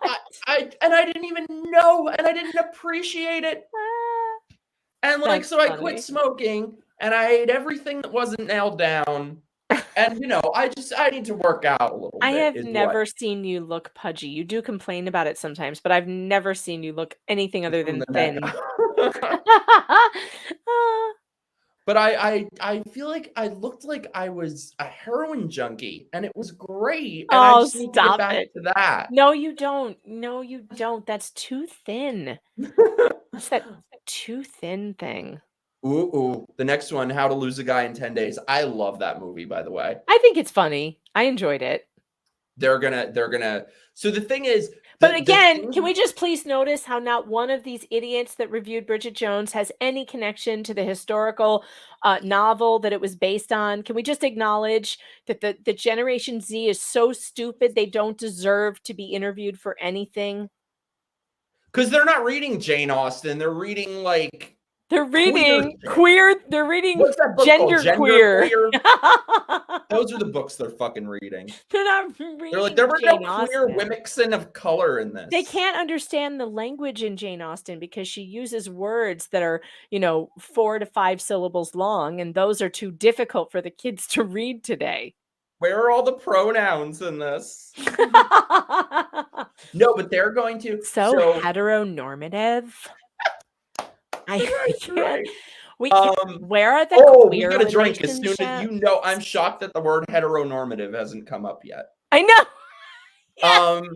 So in this movie, How to Lose a Guy in 10 Days, I think it hits upon some very accurate things that single women do. I've known people who do the things that she does in this to try to put him off. I thought it was a pretty accurate. I think it hit upon some very true things. So of course they're going to hate that.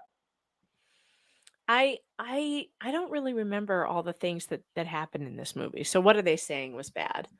Let's see. She thought she was fat. Oops. Basically everything I do. I pretty much love Matthew McConaughey and everything he's in. Like, I don't think I've ever seen like starting anything. A cult now, though. I know, but I don't think I've ever seen a movie with him where I was like, he was terrible. I just love him. No, I don't know. I can't help myself. I know he's kind of a moron, but he's just adorable. And all right. I love Kate Hudson. And he's always the same guy. He's the same guy in every movie. It doesn't bother me. He plays himself, and he's so charming. It's fine. I don't care. I love Kate Hudson. She is so hot in this movie too. She reminds me of her mother. I mean, her mother. Oh, I love them both. Can we talk about The First Wives Club? Oh, I love that movie. I just rewatched it recently. It's so good. I love that movie. That's a great movie. Own me. And I don't like Bette Midler, but I do think she's a really good actress. but personally, her stuff is so annoying. She Who? makes it Bette Midler. Oh, I know. It's so I hard know. to watch her movies because she's such a good actress and she is so funny. She's such a good comedian, but she ruins it all by flapping her gums all the I time about her know. political shit. Nobody cares, Bet, what you think about. And by the way, And can we Hocus also Pocus just 2 was say, terrible. can I also just say that Kevin Bacon can eat a bag of dicks? Oh God. Can we order him a bag of dicks and have it sent to his house? Because I don't need you, Kevin Bacon, to tell me what's appropriate for my children. Okay? Like F off, Kevin Bacon. Just Tim fuck you. Pool finally acknowledged me though and read my tweet about that. So Oh, that was that's cool. what did you tweet about it? I must have missed that. What did I say? I was like, lady, nobody cares if your husband wants to put on a dress and call himself Shirley. Don't do it in front of kids. Don't do it in front of my What kids. is so hard to Yeah, understand nobody about this? gave drag performers a hard time until they started twerking half naked in front of our kids. That's when you cross the line. You found the line, and across this you shall not pass. Do you get Yup. it? Do you get it? Because I don't care what you say about me. I ended up on the transphobe list, Mike. Me too. We're like what are our numbers? I'm like 2,494. 26347. I'm on this list now. 24601. And you know what? I don't care. I don't care. You can call me whatever you want. You can publish my name in Pink News. I don't care. Oh, they have done that to me. If you twerk in front of my kid in a thong, I'm going to put my foot in your ass. Okay? That's what's happening. I'm going to red Foreman you. It's not about your drag thing. I've been to drag shows. I'll go as an adult. It's an adult thing. That's fine. I'll have a drink and watch a drag show. I don't have anything against drag queens, but you do that shit in front of kids and I have a problem. You're going to run. That's it. That's my line. Why is it so hard not to be sexual in front of my kids? Stop it. Can I be honest? I've never been that into drag. I mean, unless there's an artistic purpose to it, like The Birdcage is one of my favorite movies ever. Yeah, it's a good movie. Nobody talks about in that movie, by the way, that movie is all about conservative values. It's all about family values. It is all about fake conservative values versus actual ones, and how sometimes true family values don't look like what you're told they do. I do like love they that movie. bond in that movie when he's dressed as a woman. They bond over having the same conservative family values, and afterwards he goes up and tells him, "I meant everything I said." Yeah, I love that movie. And so that's drag queens all that much. And here's the thing. Now I hate them. Now you've made me hate them. Like before, I didn't hate them. Before I was like, yeah, I'll go to a show. Yeah, whatever. I don't care. But now, can I tell you what made me hate such them? a push to put this shit in front of kids. Now I'm like, there's something wrong with you. I didn't think that before. Before I was just like, oh, it's just it's a theater thing. Now I'm like, no, you're weird. Sorry. Can I tell you what made me hate them? Back in the day when I had let's share our hatred, shall we? Back in the day when I had bright blonde hair, there was this fucking drag queen who decided to be drag queen of me. Oh, that's funny. And did this whole thing where he called himself Mike Harlow and had like a blonde wig and a bandana and a leather jacket. Isn't that and a drag king? And I just wanted to go Sydney Prescott. I was like, don't fuck with the original. All right, let's see how to lose a guy in 10 days. Samantha Jones had a drag queen of hers. At least you can say that you're like you're so popular that there's actually a drag queen of you. That's great. I like it. How to Lose a Guy in 10 Days. All the right. male and female protagonists at least seem to be on equal footing at the start of this film, and that they both think they can manipulate the other. It's definitely not perfect, but I like that the main character has actual career, blah, blah, blah, blah, blah. She's a journalist, blah, blah, blah. Politics. It definitely lacks diversity, though. God. The women are conventionally beautiful, thin, and the common theme is that women's lives revolve around which men they can get. Disregards the fact that being heterosexual isn't the only sexuality there is. Heteronormativity right there. I need my drink. I don't know what happened. I don't know what happened to my wine bearer. Wait, are you still up, wine bearer? No, Is that Mr. Fox? No, that's my kid. She's either sleeping or she has her headphones in and she isn't listening to me. I'll try texting her. I was gonna say, I know Megan Jr. is typically the alcohol bearer. Yes, she usually gets it for me when I forget. When I forget to go. I need like a little fridge under my desk. Oh, I do too, because this all gets warm. And... Mr. Fox told me that I have too much electricity draw up here, though, so I can't have one. Thank you, Biden, for these bills. Well, look at this. Yeah, I mean... Shut up, Lydia. Pick an actual major. I feel like we don't go to the movies, though, to see people like us who are flawed like we are, like with their fat rolls. I see enough of that when I sit down on the couch. I don't want to see, I don't know. Do I want to go to the movie to watch ugly people that look like everyone I see on the street? Or do I go to the movies to see fabulous people that I don't see most places? I think Hollywood is supposed to be glamorous, and I think it's supposed to show you an escape from reality. Not that fat people can't be in movies. I mean, look at Kathy Bates. She's an amazing actress. She's an amazing actress, and she's never been thin, and she's been cast in all sorts of things. So when people complain about stuff like this, I think, well, you're watching the wrong movie for that. If you wanted to watch a movie with fat people, go get Misery, okay? Go watch Fried Green Tomatoes. Go watch, which is a wonderful movie, by the way. So good and not heteronormative at all. And and I mean, really, there are movies that are wonderful, that are exactly what these people are saying they want, but this just isn't one of them. So don't watch it. I don't know. Leave me and my rom-coms alone. The most problematic, I feel like drink for problematic. By the way, send us your super chat so we can afford our electricity and alcohol bills. So I can so I can get a fridge for under here, and I don't have to rely on my children to bring me my drinks. See, it's a sign we need to go on a trip together. That would be and fun. Drink together. That would be fun. The most problematic. Oh wait, did we read this one? No, the most you didn't problematic. See, I just think they always say that.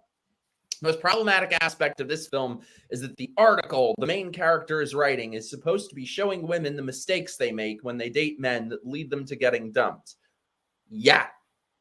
It implies that you have to hide your feelings and act a certain way. Yes. If you want a man to like you. Yeah, you have to hide. Hey, ladies, you have to hide the crazy. Yeah, you do. You do. Because you're crazy. You know you are. And yes, you need to hide that. You need to keep that in check. Do you think I'm going on a first date and bringing out all of this?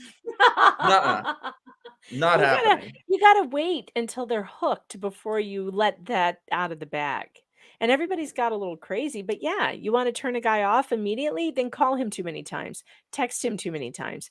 You're not going to get him back. You got to learn how to put that in check. And there's nothing wrong about that.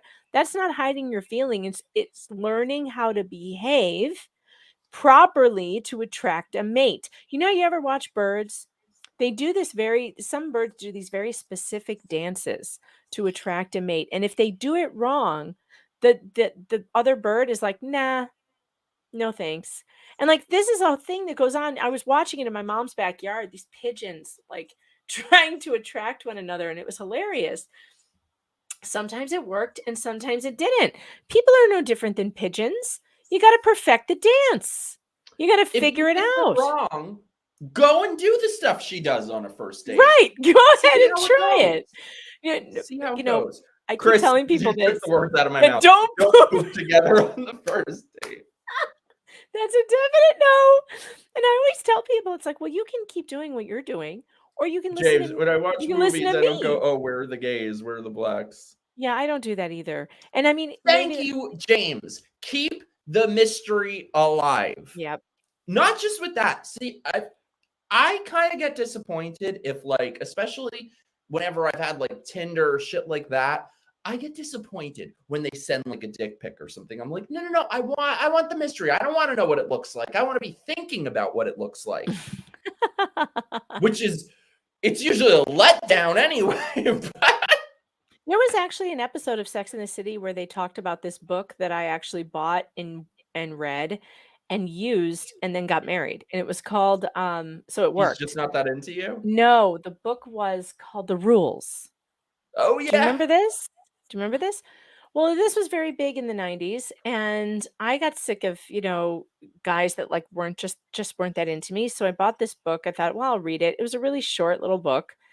And it really, basically, it was just basically the same stuff my mother had told me, but it was packaged in a way that just made more sense because it wasn't my mother saying it.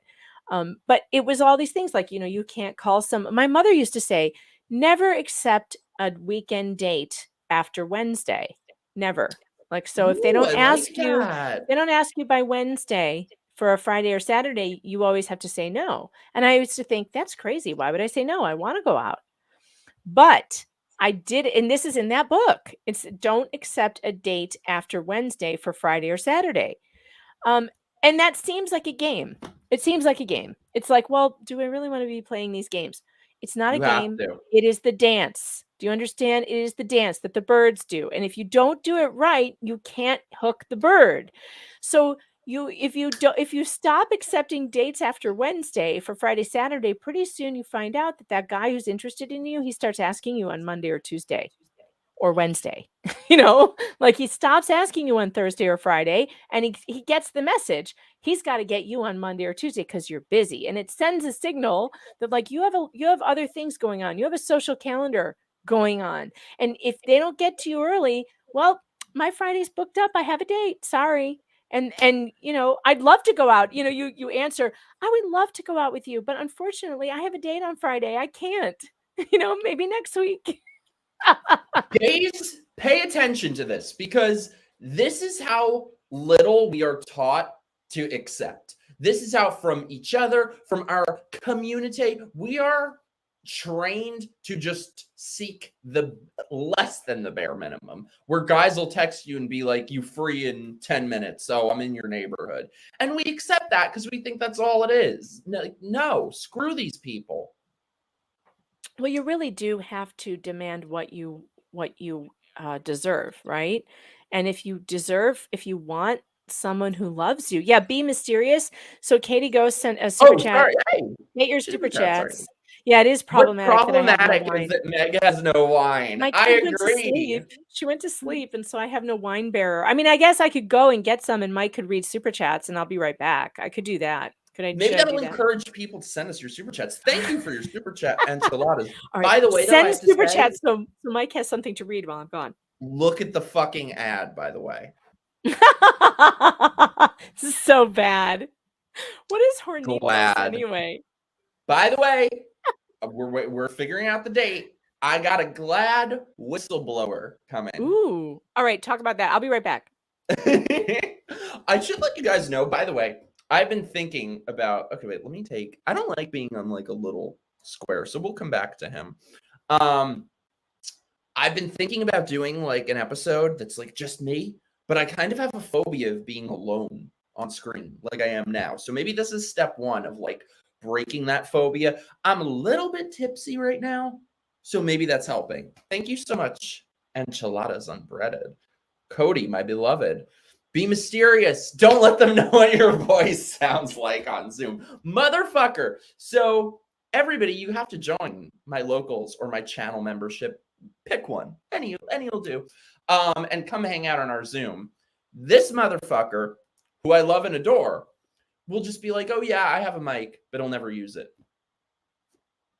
Maybe you'll have to for game night. I don't know. Just saying. Well, you talk a lot, so it's fine. Booty calls are not a date. I feel like Megan would have. By the way, Megan, I don't know if you're hearing this. I love you, but what is this picture? That is a terrifying picture. And Megan is beautiful, so like I'm gonna demand that she change this picture. Kind of the eyes are bugging. Booty calls are not a date. I'm so over all that shit.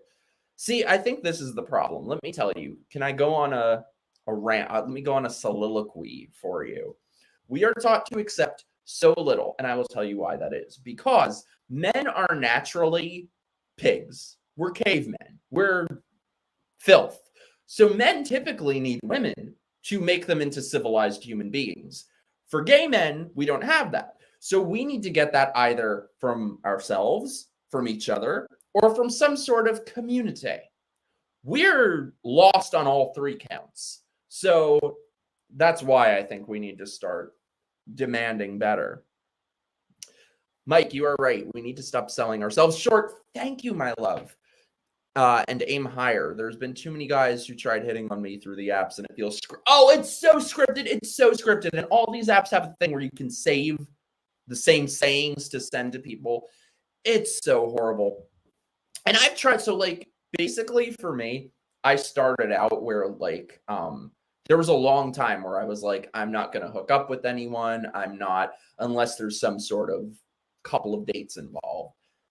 And that went over like a lead balloon. You would get a better response telling gay guys that you're like a rapist of grandmothers than telling them that. So at a certain point, I was like, because there's nobody who I like, because due to no alternative options, I'm just going to be a hoe. I'm going to bang everyone. And it's miserable. It is miserable. You will feel 10 times more lonely than before. It's never even good. Maybe 1% would be good, but it doesn't compare to when you really like someone. Yeah, we're just these people are such scumbags. The alphabet cult, the gay leaders, the groups, all of them, they instill this culture in us, and that is the same culture that they are now trying to export to straight people too. It's like the worst elements of the gay culture they're now trying to impart in straight people. Grindr as an app looks pretty, but holy hell, the bot scammers, weirdos, asshats, and man thoughts. Oh, don't get me started on that shit. It's horrible. My love, I think that was like one of the first times, if not the first time, that I've been alone on camera for more than 2 seconds, and I have a phobia of it. Oh, no. So hopefully I wasn't like rambling too much. Well, I like the super chat from Cody Ghost. Be mysterious. I think that's so true. Mystery, and that was one of the parts of this book, is about the whole concept is about being mysterious. So not really being real, you don't tell them exactly what you're doing or where you're going. You're just busy. All these things really worked, and it sounds silly, but it really worked. I mean, I got married shortly after I read that book. So I don't know. Damn, I need to read that damn book. And then my husband, he found it one day. It was really funny. So he finds this book on the bookshelf, I don't know, a year or two after we were married. He comes storming in the room. He's waving it around, and he's going, witchcraft, witchcraft. I love that. He has a really good sense of humor, though. He wasn't really angry. He was just making a joke, and it was very funny, and we still laugh about it. I was like, well, whatever works. Oh, I love that. You know what's awful, too? Especially, I mean, this is true across the board, but I would guarantee you that the gays are overrepresented in it. I want to make a video about this at some point. People talk about the opioid epidemic. There is an antidepressant epidemic. Oh, yeah, I know. Everybody's on something, right? And I don't know about these SSRIs. I feel like they make people unable to, I think it's part of the problem, unable to relate to one another or whatever. Or everyone's so focused on their own mental disorders that they're not open to socializing as much. Oh, I will never forget. This was maybe 10 years ago or something, but I was in love with this guy. One of the first things he said to me, he was like, just so you know, I'm sorry, but like, I'm kind of like the male Bridget Jones, so you'll have to deal with it. And I was like, aw. So anyway, though, we would, months and months and months, we would hang out every night and like could read each other's mind and nothing would happen. And I confronted it a couple times, and he would just brush it off and stuff. So finally I confronted it, and I was like, I kind of find it impossible to believe that we don't feel the same way. And he said, I will never forget this as long as I live. He goes, no, I do. I really like you, but I can't be with you. I'm on antidepressants, so I can't feel love. I can't feel happiness. I can't feel sadness. Oh, Everything that's is sad. just gray. That's really sad. And I think that they're way overused. I think you have another super chat that I don't think you read. Ooh, I just saw that. Sorry. Thin White Axe, my beloved. Colin Firth was in A Single Man, which was quite the movie. I never saw that. If heartbreaking, gay representation done well, 9 out of 10 would. I totally. I never agree. saw that, and I do like Colin Firth very much. I actually cut myself on the wine bottle on the foil. Have you ever done this? Have you ever cut yourself on the foil? I did. Look, I'm bleeding. I'm bleeding. I need 911 on the show, fam. 911. We got blood on the show. Finally. Terrible. How did I end up doing this? You guys, I don't know if New York is ready, but Cam and I are hitting the town together in a couple days. Oh yeah? What are you doing? What's that? What are you doing? Where are you going? I don't know. He wants to go to the damn Lego store, I think. So I guess I'm going to the Lego store. I don't know. We'll wreak havoc somewhere. I wish you were here long enough for us to like do a show in person. The Lego store. I That's already funny. read that. Yes. Wait, we have to. How do I do Are you this? into Legos? Do you do Legos? When I was like 5, I was. I do want to go to the Lego store. You sound like you're 10, dude. I'm down. I'm down. Oh, God. The way that the film suggests that women act clingy and pathetic around it suggests. How dare it suggest? How dare? Well, but women do act clingy and pathetic, which is why they need books like The Rules to teach them to stop doing So that. do gays. And this was what this movie was about. It was about showing women that they're being too clingy and they're being too pathetic. She's absolutely 100%. She was right. These are things women do that drive men away. It's just another male fantasy being projected onto blah blah blah. Did you ever watch 27 Dresses? I feel like I didn't. I don't. I remember hated that movie, but I didn't like it either. I don't remember. I can't remember anything why from it. I didn't like it, but I remember hating it. But I think it's because I don't like that girl. Apparently she is a see you next Tuesday. That's what I've heard, but I've never been a fan of hers in the movies. I don't think she's a very good actress. I liked her in Wish Upon a Star. When I was a little kid. Did anybody ever see Wish Upon a Star? It was her and the little girl from Halloween 4. It was like a Freaky Friday situation. Yeah, no, I didn't see that. Megan, I loved this. Okay, so that guy that I was just talking about, I saw 500 Days of Summer around that time, and I loved this movie so much because this motherfucker was my summer. Wait. Go back, because look at go back to the last paragraph. It says 27.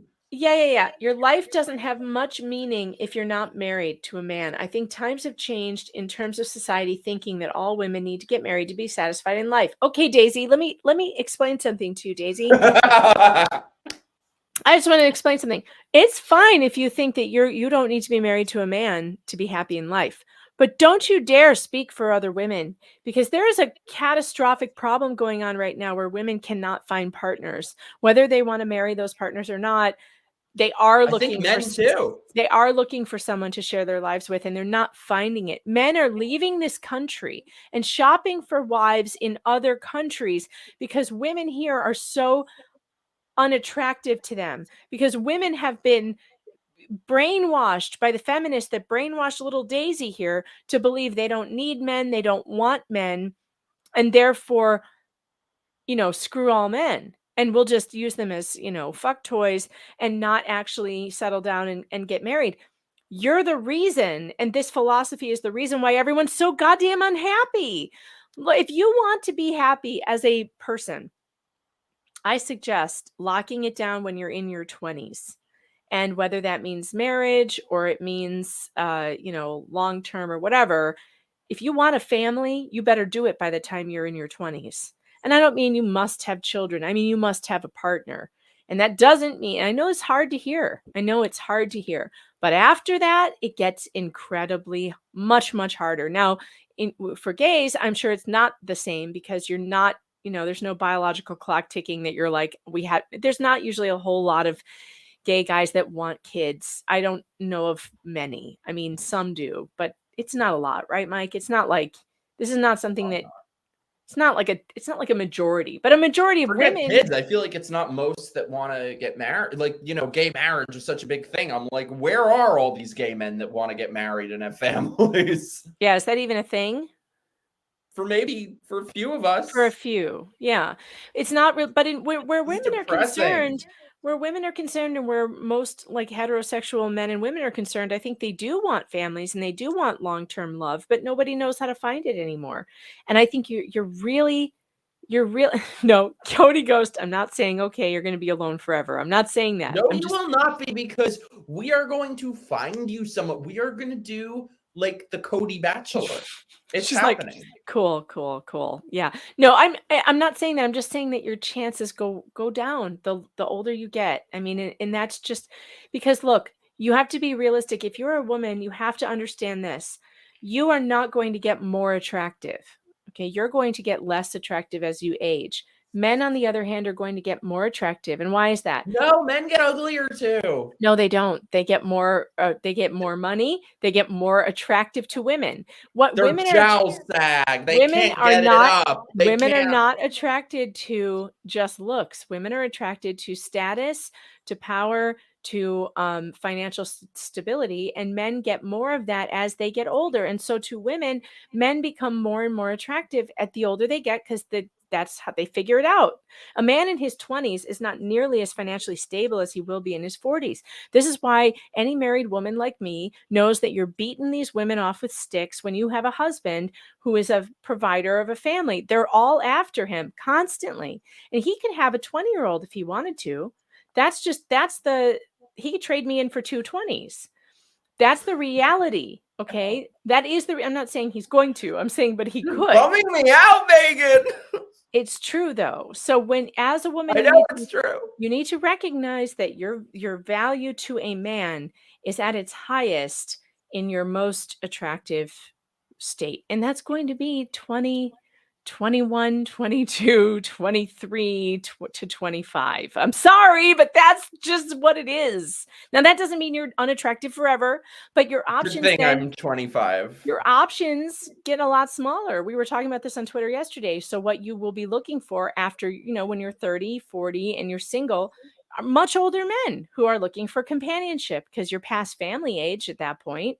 So you're going to be looking for something totally different. But if you want a family, lock it in your 20s, ladies. Don't fall for this feminist idea that you need to get your career settled and you need to get all this stuff done. Pixie, I know you're right. Not everybody needs somebody in their 20s. For me. Thank you're you, Pixie. Absolutely we don't all right. Need that man in our 20s, though. You're absolutely right. Not everybody will. Not everybody does. But I think it's in with some hope. I think it's very damaging. I think it's very damaging to women to tell them it's okay to wait.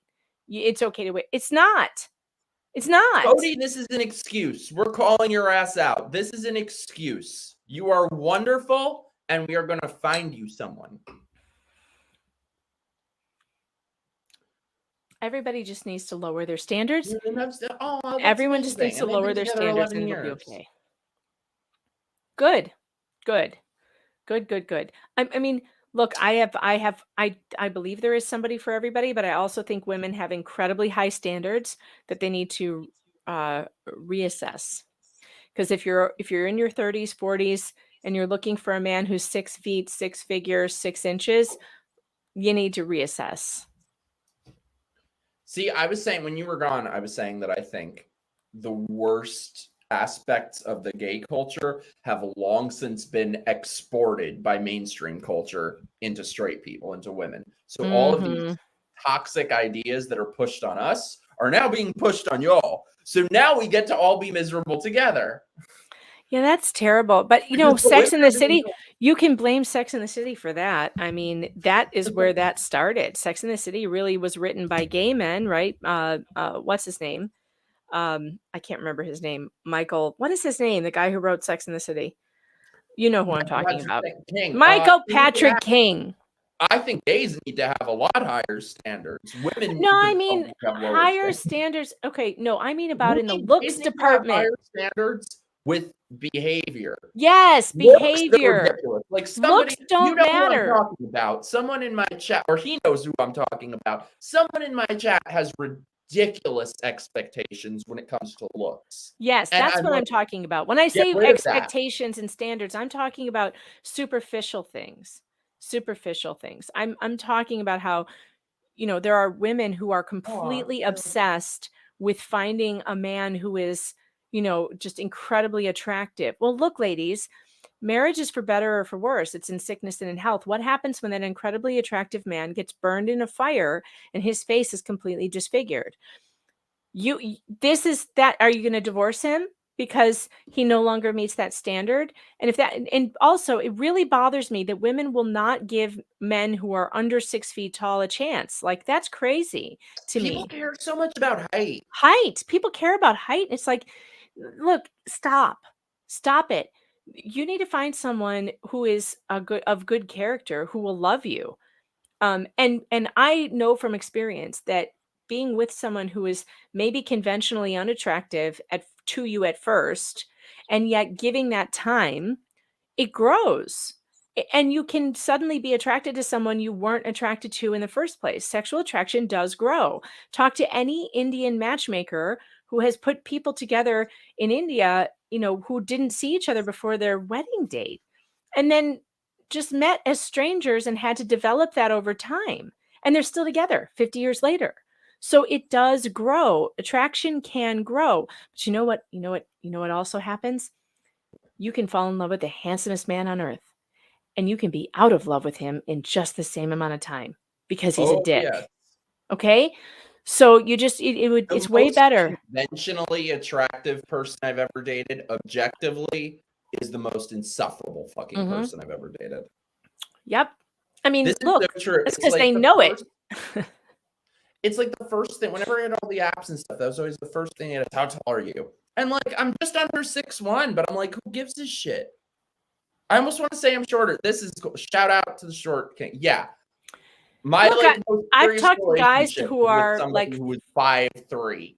I've talked to guys who are 5'5", 5'6". They cannot get a date. And I think, well, all you need is a girl shorter than you, right? Because as long as she's shorter than you, and or who gives a shit? There's all kinds of girls who are 5 foot, 5'1", 5'2". But they're telling me those girls aren't interested in them. They want tall guys. And I think, how dare they? How dare they at 5 feet want a 6 foot tall man? You don't get that. No, you're 5 foot. You settle for 5'1" or above. That's how that works. My only standard is if I'm still single, that he takes care of himself and have a positive aspect of life. See, for me, I feel like it was already hard, and dating was fucking hard enough. First of all, just the numbers alone of gay men are so minuscule, comparatively speaking. Then add on top of that I'm me, that I'm the person I am. Add on top of that I can't fucking stand most of these people. I'm not the biggest fan of most gay guys. And now add on top of it that I'm a Republican. Like, Jesus Christ, I might as well just like get AIDS right now and make it even more difficult on myself. For fuck's sake. I just feel really... Cody, are you a short king as well?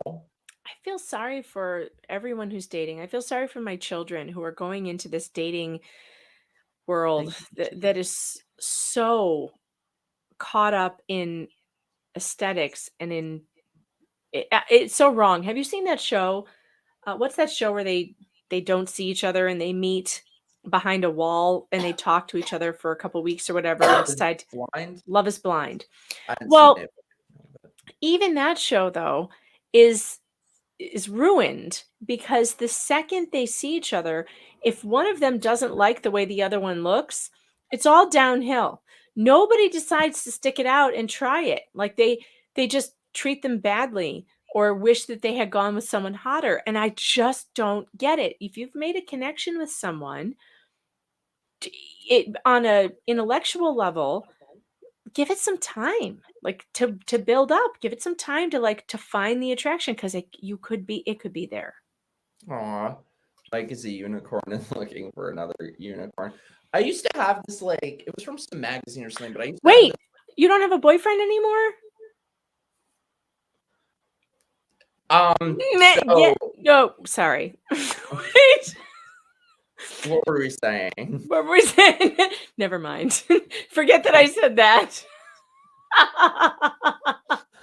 Now you're gonna make me laugh. Oh no, forget that I said that. I'm sorry. But you always talk about your dating life. We'll talk after. All right, we'll talk after. What is that? Oh no! He scared him off the show. Oh my God. Pixie, what's wrong with medium attractive? Yeah, that's right. There's nothing wrong with medium attractive. Nothing at all. Absolutely nothing at all. And I don't get it. I don't get this obsession with attractiveness, with looks. I scared Mike off his own show. My God. Well, guys, I don't know if he's coming back or not. But if he's not here, I do want to remind you to go to meganfox.locals.com. Also sign up on MIKEHarlow's locals.com because there's all sorts of fun stuff going on over there. Yes, I embarrassed him. He's speechless. He's speechless and cameraless. Hold on. Maybe he's texting me. I should probably see. Like I scared him off his own show. This is terrible. Oh no, it really is my show. Well, I've been gone for so long. I haven't I'm going to ask him what happened to you. Wait, here he comes. Oh my God, my computer sucks. That was the worst time for that to happen. That was the worst time for that to happen. I was like, I scared Mike off his own show. Let me tell you, I spent more money on this MacBook than I've ever spent on anything in my life for nothing. Oh, I'm so sorry. Do you have a MacBook Pro now? Yes, I got the most expensive one. That's what I have, and it's not great for this. Well, what you really need is, well, I mean, the computer's fine. What you really need. Overheats. It does?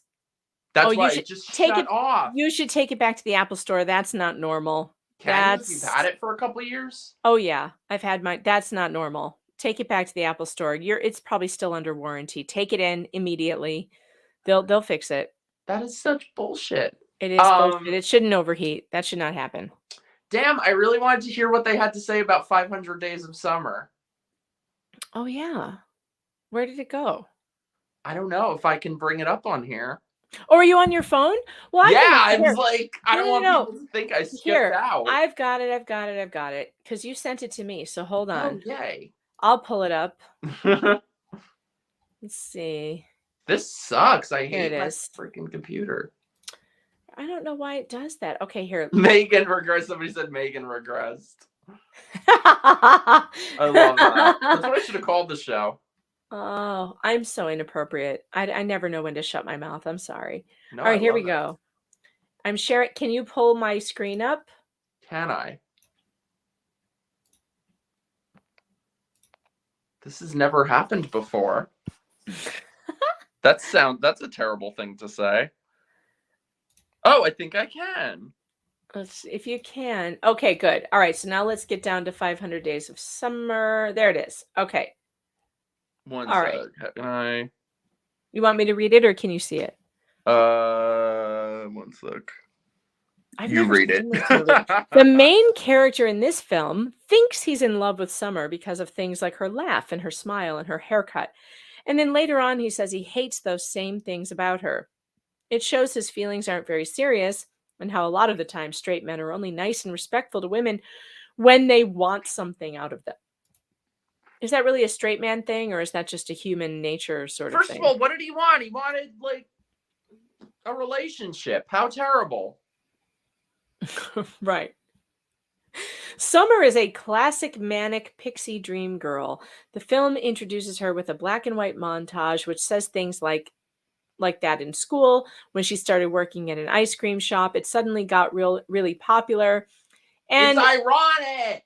And then she always gets discounts on rent because everyone is so mesmerized by her. No real human girl is like this, and it's obvious that Tom has fallen in love with a fantasy rather than the real person. It's no surprise that she dumps him. I haven't seen it, so I can't comment. I don't know. Have you seen it? No, I've never seen it. Oh, it's so good. It's so good. But I like those actors. I feel like people have kind of gone back and been like he was the asshole. But sorry, I'm very biased because like I said, I had my own summer, but she's the asshole. Maybe they're both the asshole. Well, the third one says it's quite interesting for a romantic comedy to be told completely from the man's point of view, but it makes it problematic, drink, in different ways. Tom is very entitled and acts like he deserves Summer's love and attention. You see everything through his eyes. So when I first watched it, I didn't notice that he's kind of a dick. He doesn't seem very interested in actually knowing her past superficial things, like that she calls the Smiths, or that she likes the Smiths and has a nice smile. And he acts like she's messed him around, but Summer tells him quite early on in the film that she's not looking for a relationship, and he doesn't listen to her at all. But she acts like she does. It actually sounds like like an interesting film. This is actually the first one that their comments haven't been like annoying. Like these sound like criticisms that could be valid, that could be jumping off points for discussions about this movie, which is interesting to me because this is the first one where they haven't been just, on the surface. These are deeper questions. By the way, Enchilada says that Mr. Fox is a hottie. It's true.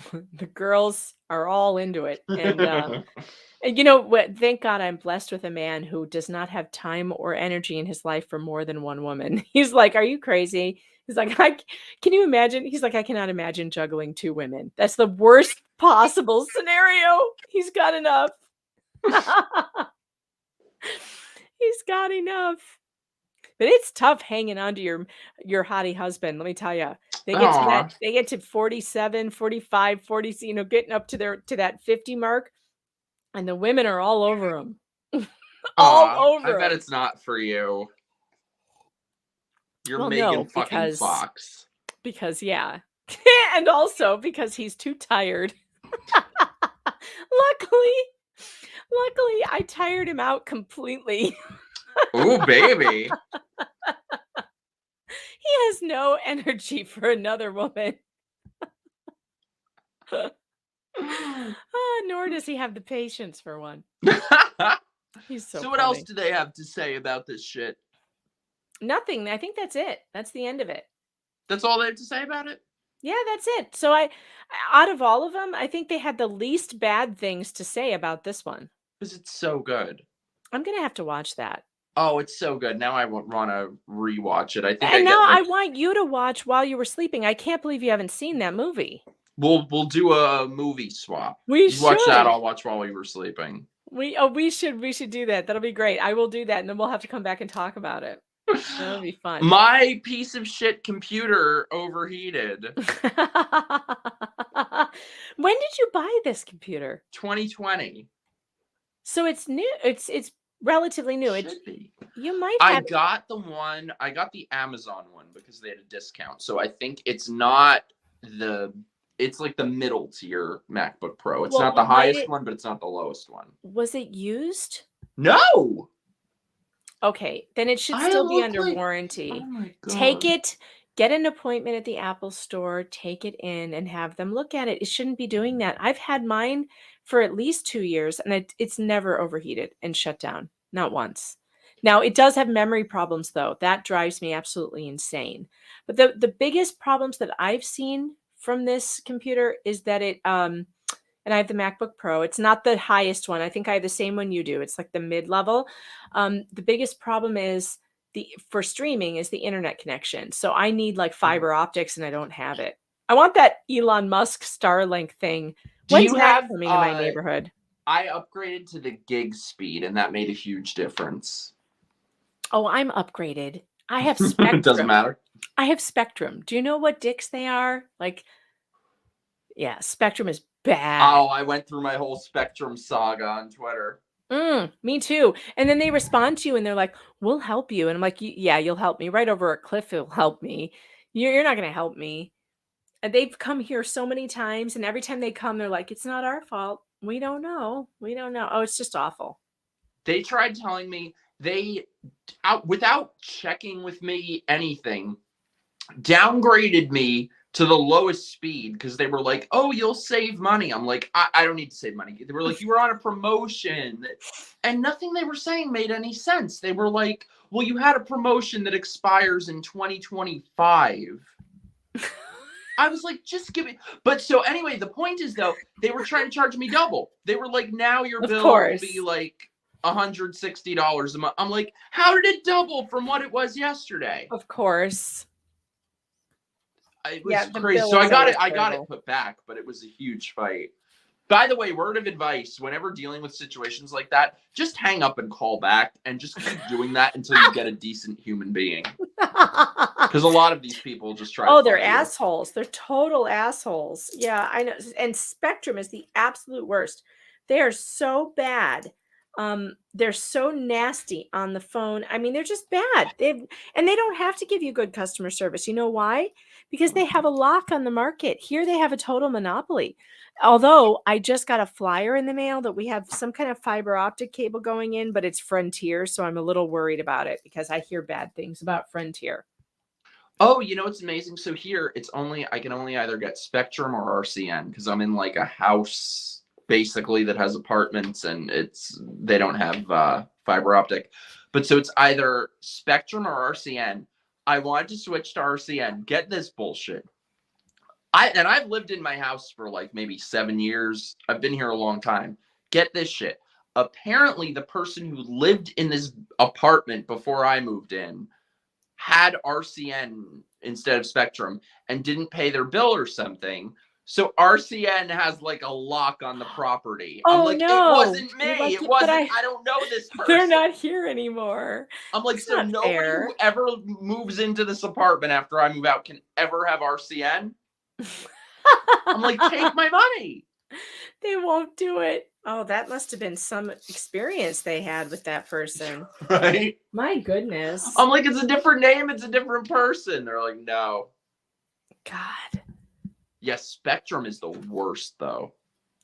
Hey, so you were saying, did you have something you wanted to talk about with the MAGA crowd? I know you were saying. Oh, these people are pissing me off so much. I'm waiting for my computer to turn back on. It still won't. These people are pissing me off so much. So yeah, we had to get to Biden announced his re-election. Yay. Yeah, what he did, but like I'm still not sure he knew what they were talking about. First of all, you know these people who've been saying, oh, he's not going to run again. He's not going to run again. Mm-hmm. I feel like they don't understand what's happening because his mental incapacity, that's a feature, not a bug. Yeah. That is why he was selected. They made everyone drop out for him in the last primary.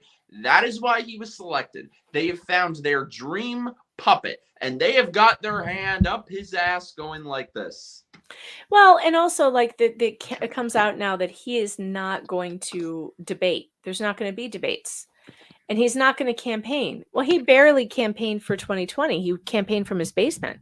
Mm-hmm. So I don't know why anybody's surprised. Why would he do it any differently? I feel like the Democrats now feel that they have it so locked up that they don't need to debate. They don't need to campaign. They have the mail-in ballot fraud going, and I don't care. I'm saying it. Fraud.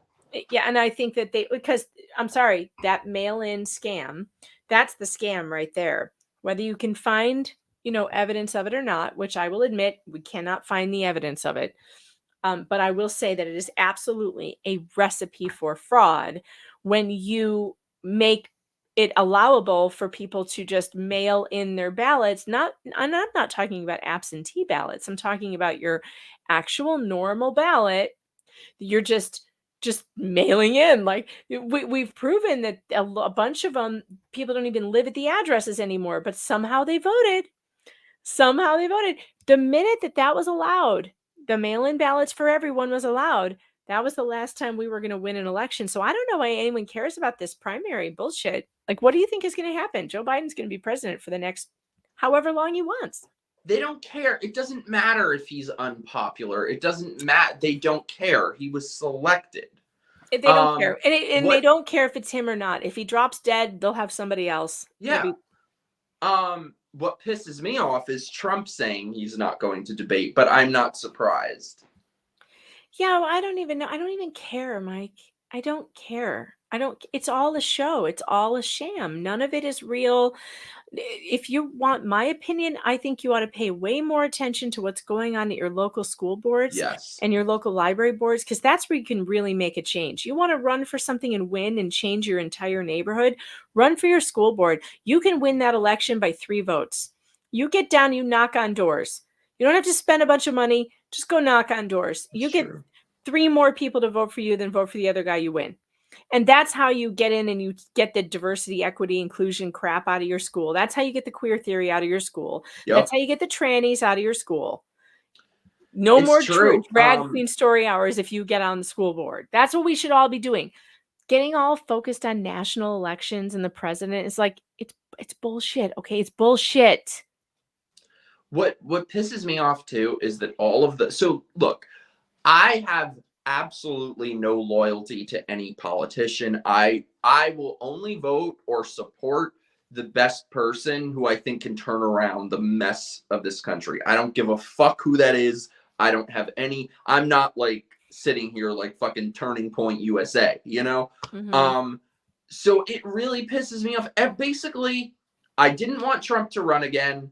I had a feeling it was going to be reboots never work out well, as we know from And Just Like That. Yeah. And everything he has done in the last year is just times 10 reaffirming for me that he is not the person for 2024. First of all, they're going after everything from the left. They're attacking DeSantis from the left. The things that whenever I say anything that isn't glowing about Trump, it's from the left. Today, I was called an anti-vaxxer by a Trump supporter. I'm being called all the names that leftists have called me. Yeah, they really don't like the criticism of how he was during COVID, but let's just be totally honest. His COVID policies were a total failure. It is Trump's problem. It is Trump's fault that my kids had to wear a mask for 2 years in school. It is his fault that Anthony Fauci ruled this nation as a tiny tyrant. And it is his fault that we have been stuck with mandatory, vaccine mandates. It is his fault. And that is just the truth. That is just a fact. Now, you can argue about, well, he didn't know. But it was his job to know. Then he should have. Well, yeah, he should have known. Or he isn't competent to be a leader then. Because if you didn't know that Anthony Fauci was a lying piece of shit, you should have figured it out pretty soon when we did. I didn't hate Anthony Fauci when he first came onto the scene. I thought, seems like a decent dude. He'll be, maybe he's leading us down. Maybe he's right. Maybe he's giving us good information. But then very shortly after that, it became very clear that he was a partisan hack. And if Donald Trump couldn't figure that out, that's his problem. And I'm tired of people making excuses for him. There's always an excuse. There's always an excuse with them. And the one thing you can't do is say that Ron DeSantis made the same mistakes, because he didn't. And that really is where DeSantis gets him. And I'm looking at it completely objectively. I don't care which one of these men wins the primary. I really don't, because I won't be voting in the primary. I'm going to vote in the Democrat primary. I've decided I'm going to register as a Democrat because I want to. Wait, sorry, I was going to say we love you, Cody. Love you, Cody. And sending good vibes for the dating situation. Yes. Because I do hope everyone does find someone. I'm not saying it's impossible. I'm just telling you how it's probably better. But yeah, no, I feel like I'm going to end up voting in the Democrat primary. I think I'm going to register as a Democrat because I am going to vote for Robert F. Kennedy Jr. And frankly, if the Democrats, they'll never give him the nomination, but I would actually vote for that guy. I don't know. I love him on this issue. I don't know where he stands on other things like the Second Amendment and shit. Yeah, he hasn't been vocal about any of that, but although he's kind of an old school Democrat, so I think he might not be terrible on that, but on freedom issues, on medical freedom, he's amazing. Amazing. He's been working that issue for years. And he's been one of the only people standing up for the rights of parents and kids to not be given experimental vaccines. And I think that's one of the biggest issues of our time. And to me, RFK, getting up and saying, that's it, I'm running, I kind of love it. I kind of love it. And to me, he's the only one I feel any excitement about whatsoever, which, like, what timeline are we in? I'm excited for DeSantis, I have to say. I mean, I don't think he's going to run, Mike. Really? Mm-mm. He hasn't announced yet. I don't think he's running. Oh, I hope he does, though. No, and I think it would be smart for him not to run, because if he did, I mean, I He'll prefer. win, though. No, I don't think he will. I prefer DeSantis over Trump, but you cannot deny that Trump has the sycophantic followers, and I'm sorry, but there are, and I apologize to my family members. Though. I think he has a lot of them, and I think that they are Trump. They're do or die Trump till the end. And I think that we have to give them their shot again, and they're going to have to lose it again. He will lose. I know. He will lose again. I don't understand. I don't understand. Is it that these people haven't experienced this firsthand? Because, like, no, a lot of them haven't. Mike, a lot of them are new voters. Okay. A lot of these people who came into the MAGA movement were not lifers like me. Okay. They're new. And Trump should be commended for bringing in people who weren't interested in politics at all. And he gathered this big base of people who were really outsiders in politics. They never had been in here. So you're right. They've never seen this. They've never been here before. They really think that they have a shot. They don't know how it works. They don't know how the system works. And so all we can do is say, okay, well, I guess you're going to ruin it for everyone again, but go ahead. 4 more years. I've said this over and over. I think that if we are lucky, and this is a big if, it's a very big if, but if we're lucky, I think we have one more shot, maybe, to turn it around through voting. If we give Biden and Democrats 4 more years, it's done. We're done. I don't think we have another shot at it. I'm telling you, none of the voting problems were fixed. None of the things that were allowed to happen, by the way, allowed to happen. It was, for the most part, in my opinion, stolen legally. There should be no mail-in voting except for absentee ballots at this point, but they're still doing that, and there have been no lawsuits to stop it. And because of that, if you think that we're going to beat the Democrat game that they've already perfected of the ballot harvesting, and that we're going to somehow play catch up and win, no, we're not. We're so far behind Democrats on the ballot harvesting, skill. It's not happening. I'm sorry. I'm like, sorry, Black Pill moment. Because I know you're right. What I keep asking people is that, like, and I feel like with a lot of these Trump sycophants, they're not looking at it logically or objectively. It's all emotional. Yep. I keep asking, what will be different this time? If he runs again, what lessons have been learned? What strategy will change? And all I hear, what hiring practices? It is one big excuse. What hiring practices will he now be utilizing so that he doesn't hire ineffective, disloyal backstabbers? Is there anything who he hired? Is there anything he's done to vet people better? Has he learned his lesson? Nope. No, I don't see that. I see him leaning towards people and platforming people where I'm like, are you kidding me? I mean,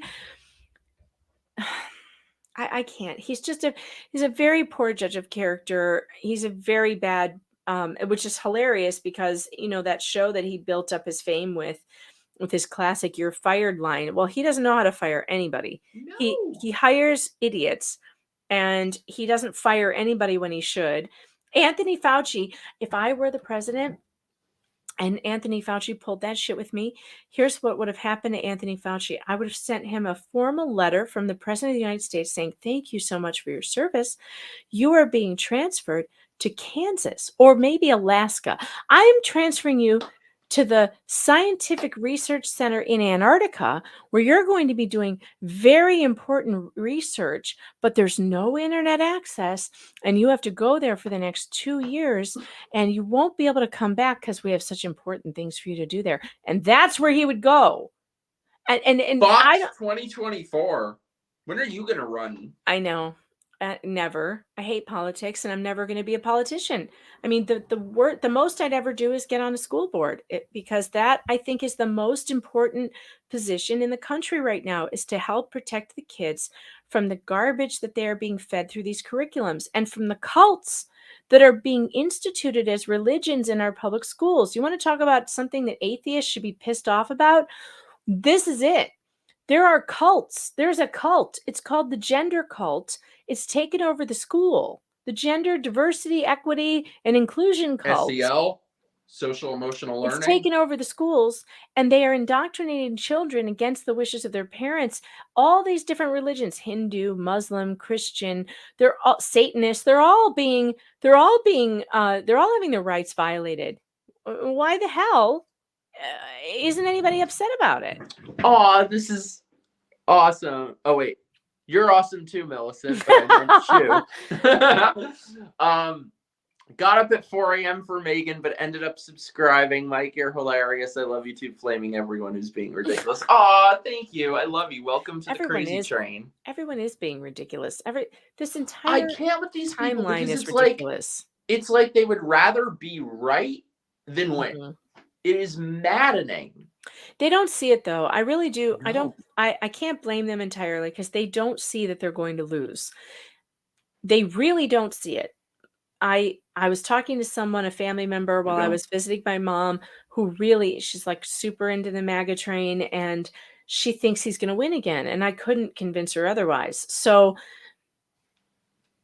and I tried. I brought up all kinds of things like, well, what about this? What about that? Oh no, he can win. He can win. I'm sorry, but I don't articulate how. I know. How will he win? What is the plan? What is the strategy? What will be different? It is all emotion. Yeah. And it's all. And look at Ronna McDaniel. Emotionally abusive, because it's like he's entitled to it. It's his turn. It's his He's turn. turned into Hillary. He's turned into Hillary. It's his turn. Yeah. It's true. Think about it. Hillary in 2016, her slogan was that voters should say, "I'm with her." Mm-hmm. It was all about her. Yep. Her. He came in, and this is what made him so amazing in 2016. He came in and said, "I'm with you." Mm-hmm. And now all I hear is Trump. It's all about him. He just came out with his first ad today, and it's about, of course, it's all DeSantis. It's about DeSantis not being sufficiently loyal to him. And I don't get it. DeSantis has not even announced that he's running. This is the worst strategy I've ever seen. What happens, Trump, if DeSantis never announces and he never runs? What now? You look like a total fool who has been fighting windmills. You know, instead of fighting DeSantis, fight against the swamp. Why are you not making video or, ads about fighting the Biden administration? Because that's the enemy. I hate primaries, and I've always hated them because, in my opinion, fire left. Okay. The circular firing squad is so tiring. It's so outrageously ineffective, and it does nothing but help Democrats come up with talking points. And Trump is the worst at this. He doesn't understand that you should not hit your friends. Oh my God. Somebody on Twitter today, one of these sycophants, told me I should be grateful to Trump, that I'm ingrate to Trump, to a politician. And by the way, these people still repeating this line, he's not a politician. If you were on your third campaign for president, you're a politician. That I should be grateful to a politician. Let me tell you something. I worked my fucking ass off trying to get him elected in 2020. I traveled the entire country. I was in over 20 states speaking with people. I come home. The election went how it went because they never did a fucking thing to fight when it mattered, when all of these voting laws were being changed. I come home, and within a month, along with millions of his supporters, were segregated, we're losing our jobs, our livelihoods, our income, and he said nothing. That brings me to something. Nothing. Don't tell me the most he ever said. And by the way, my city is his hometown, where he spent his entire life. Don't fucking tell me that him saying, "Oh, well, it's your choice," but is leadership. That is the most he ever had to say about it. Well, it's your choice, but as if that when your people are being segregated and imprisoned and thrown in solitary confinement, Thank you. and that's the most he had to say. Fuck you. I'm not voting for you. Pull up my screen if you can, because this brings me to what a video. Sorry to be like fucking ranting. No, you're right though, and like this, you're gonna really rant after you see this. How do I do that? Oh no, you did it before. I shared it. You should be able to see it and just like click it. Do you see it? Yes. There it is. Okay. Okay. Pull it up and I'll play it. Now I don't know who this person is, Anna Perez. I've never heard of her, and this is another problem, is that like these people pop up out of nowhere, and you have to be so careful who you follow and who you listen to, because I'm telling you, half of them are feds, because they're all trying to trap Trump, right?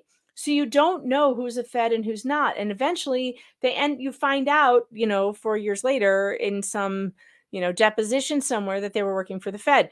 I'm not saying this girl is a Fed, but let's just listen to what she has to say. Can I tell you, by the way, real quick before you start, can I tell you a lesson I have learned again and again and again, and more so even the past couple weeks or months?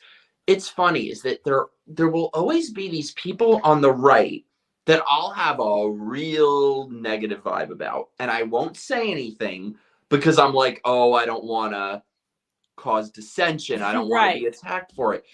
Let me tell you, so now at this point, I'm like, I'm saying exactly what I think about people from now on. Because let me tell you something. In 2020, I was around that fucking scumbag, Ollie Alexander. Oh, man. Multiple times. Don't get me started on him.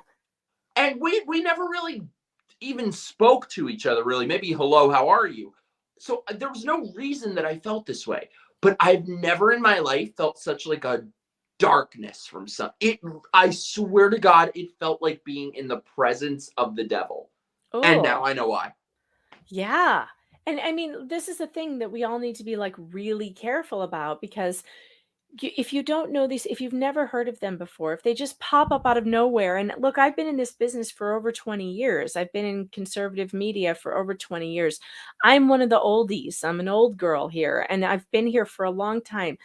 When these people pop up, am I an oldie now too? You're getting there. I know that's not what you want to hear. But I mean, when these people pop up out of nowhere, you have to ask questions. Now, I don't know. I'm not saying anything bad about this girl, but this really bothered me. Let's listen to this. Oh wait, I have to unmute it. That would help. Hold on. Let's go back.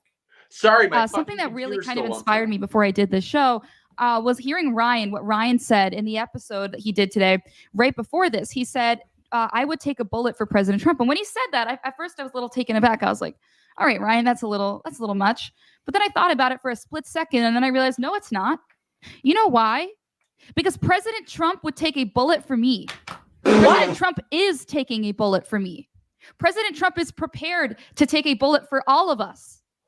What he's doing is actually Christ-like. And I never thought that before until today. I actually used to make fun of people who would say that, because I thought, okay, that's not made fun of them, but I would be like, all right, that's a little extreme. But he's literally going to prison for us. What? No, he's not. For us. He's not going to prison. And for one, and for two, you think he would take a bullet for you? He had the power to pardon the J6. I was going to say that. The J6 people who were indicted for walking through the Capitol and taking selfies, and he didn't do jack shit. He didn't need to take a bullet. Babbitt, if he'll take a bullet for you. He didn't need to even take a bullet. He could have just signed a paper and it would be done. But he couldn't even do that. You know who we pardoned instead? Rod Blagojevich. A Democrat. Black rappers who like shot people and stuff. Like he pardoned them for nothing, because that community doesn't want anything to do with him. For what? On one of his last days in office, he gave a presidential award to Fauci. But yeah, Chris just said he could have pardoned Assange. He could have pardoned Snowden. Nope. You think this man, this poor girl thinks this man is going to take a bullet for her? Ma'am, let me explain something to you. His supporters were segregated. His I feel like supporters. this has been so swept under the rug. They brought back segregation. How about when he would have his rallies and Antifa would come outside the rally, wait for his people to come out, and then egg them and beat them with lead pipes. And he didn't even provide security when he knew this was happening. They didn't even provide security for the people who showed up to his rallies during his campaigning in Chicago, of all places. He had a rally in Chicago and didn't provide security. But you think this woman thinks he'd take a bullet for her? Oh, think again, sweetheart. Your boobs are bigger than your brain. If you think that Donald Trump is going to take a bullet for you, I'm sorry. You're beautiful. You're young. You probably can get any guy you want. Good for you. But you need to work on your brain power. Your brain power is very low. This is low IQ. This is low IQ thinking right here. I'm sorry. I'm 2 glasses of wine in, and I cannot help myself. She's very beautiful. She's very You sound clear exactly like my mom right I now. know. I was like, I'm channeling Michael's mother right now. You're beautiful, but you have a low IQ if you think that this man is Christ-like. Come on, See, stop that's it. what I mean when I say I think a lot of these people weren't personally affected by it. Because I lost fucking everything. I was riding high in 2020. I was making more money than I've ever made. I had savings account. I had my life plan. I had a lease application going through.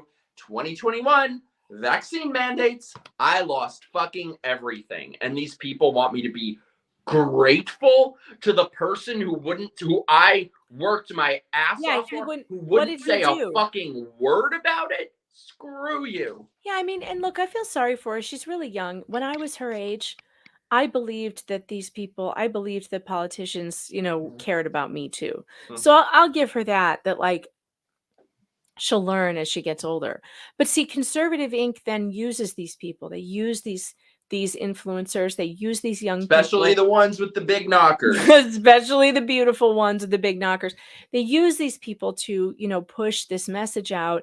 And then people believe this. They buy it. And look, it's just like, I give her a pass because she's young and she doesn't get it yet. I don't. She hasn't been in this game long enough, I guess. And look, I was super into George W. Bush. I thought he was, oh yeah. I was super into Obama.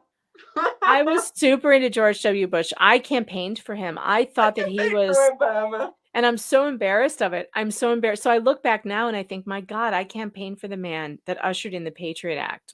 I campaigned for the man who went to war on a lie. I was for that war that led us into a 20-year disaster that killed my cousin in action. I campaigned for that bullshit. I'm embarrassed. And she's going to be embarrassed someday. She's going to look back at this and she's going to say, what was I thinking? This is what they do. Look, folks, here's another thing. No one is Christ but Christ himself. Finally turned on. No one is Christ but Christ himself. Put your faith in Christ. Don't put your faith in men. Don't put your faith in politicians. These people don't care about anything except their own bank accounts, and that includes Trump, okay?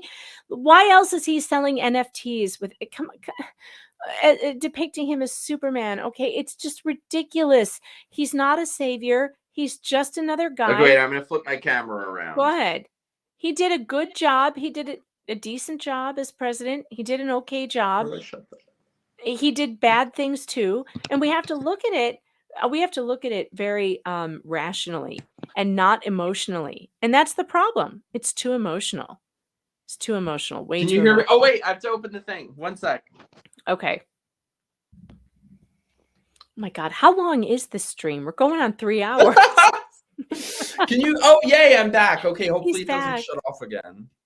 It should be fine now. You're gonna have to pack your computer on like an ice pack on a towel. Put it on an ice pack with a towel in between.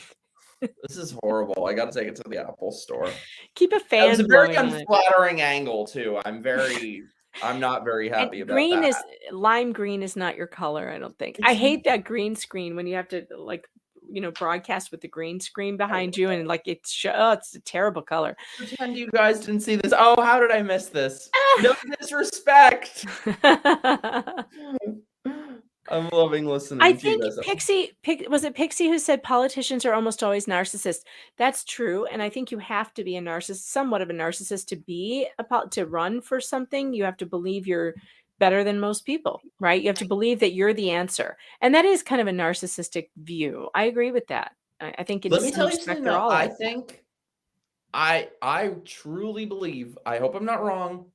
I hope DeSantis runs. If he runs, he will win. Remember I said See, I that. don't think so. I don't. I think I will bet you, and I think You mean because you I've think been he's going to saying this win? for a You think while, he'll and win the primary? I I don't think think he he can will. win the primary. There's going to be so much dirty tricks. Oh my God, you have no idea. But they have nothing so far. What do they have? Oh, he should be grateful, and he. I think Ron DeSantis would be very smart to hold off another No, 4 this years. is the time. Do it.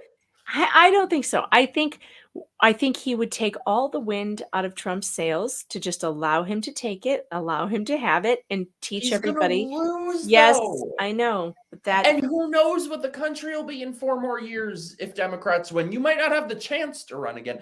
My prediction, and I will bet you guys that I'm right. My prediction, if DeSantis runs, and I think he will, I hope, this is going to play out exactly like 2008 Obama versus Hillary, that you have the person who wants it to be a coronation, who people are acting like they've already won. It's going to be the tortoise and the hare, who gets that person who feels entitled to it and thinks it's a coronation, getting outfoxed and out-strategized by somebody younger and more competent. I don't know, though. I kind of feel like the MAGA crowd who loves Trump so much, like to the level we just saw that woman, like he's Christ to her. He's Christ. That voter we will eventually need them. We can't have them necessarily this go round, but in 4 years from now, we will need them. And I think if DeSantis doesn't run now, there's a good chance that they'll all come around in 4 years.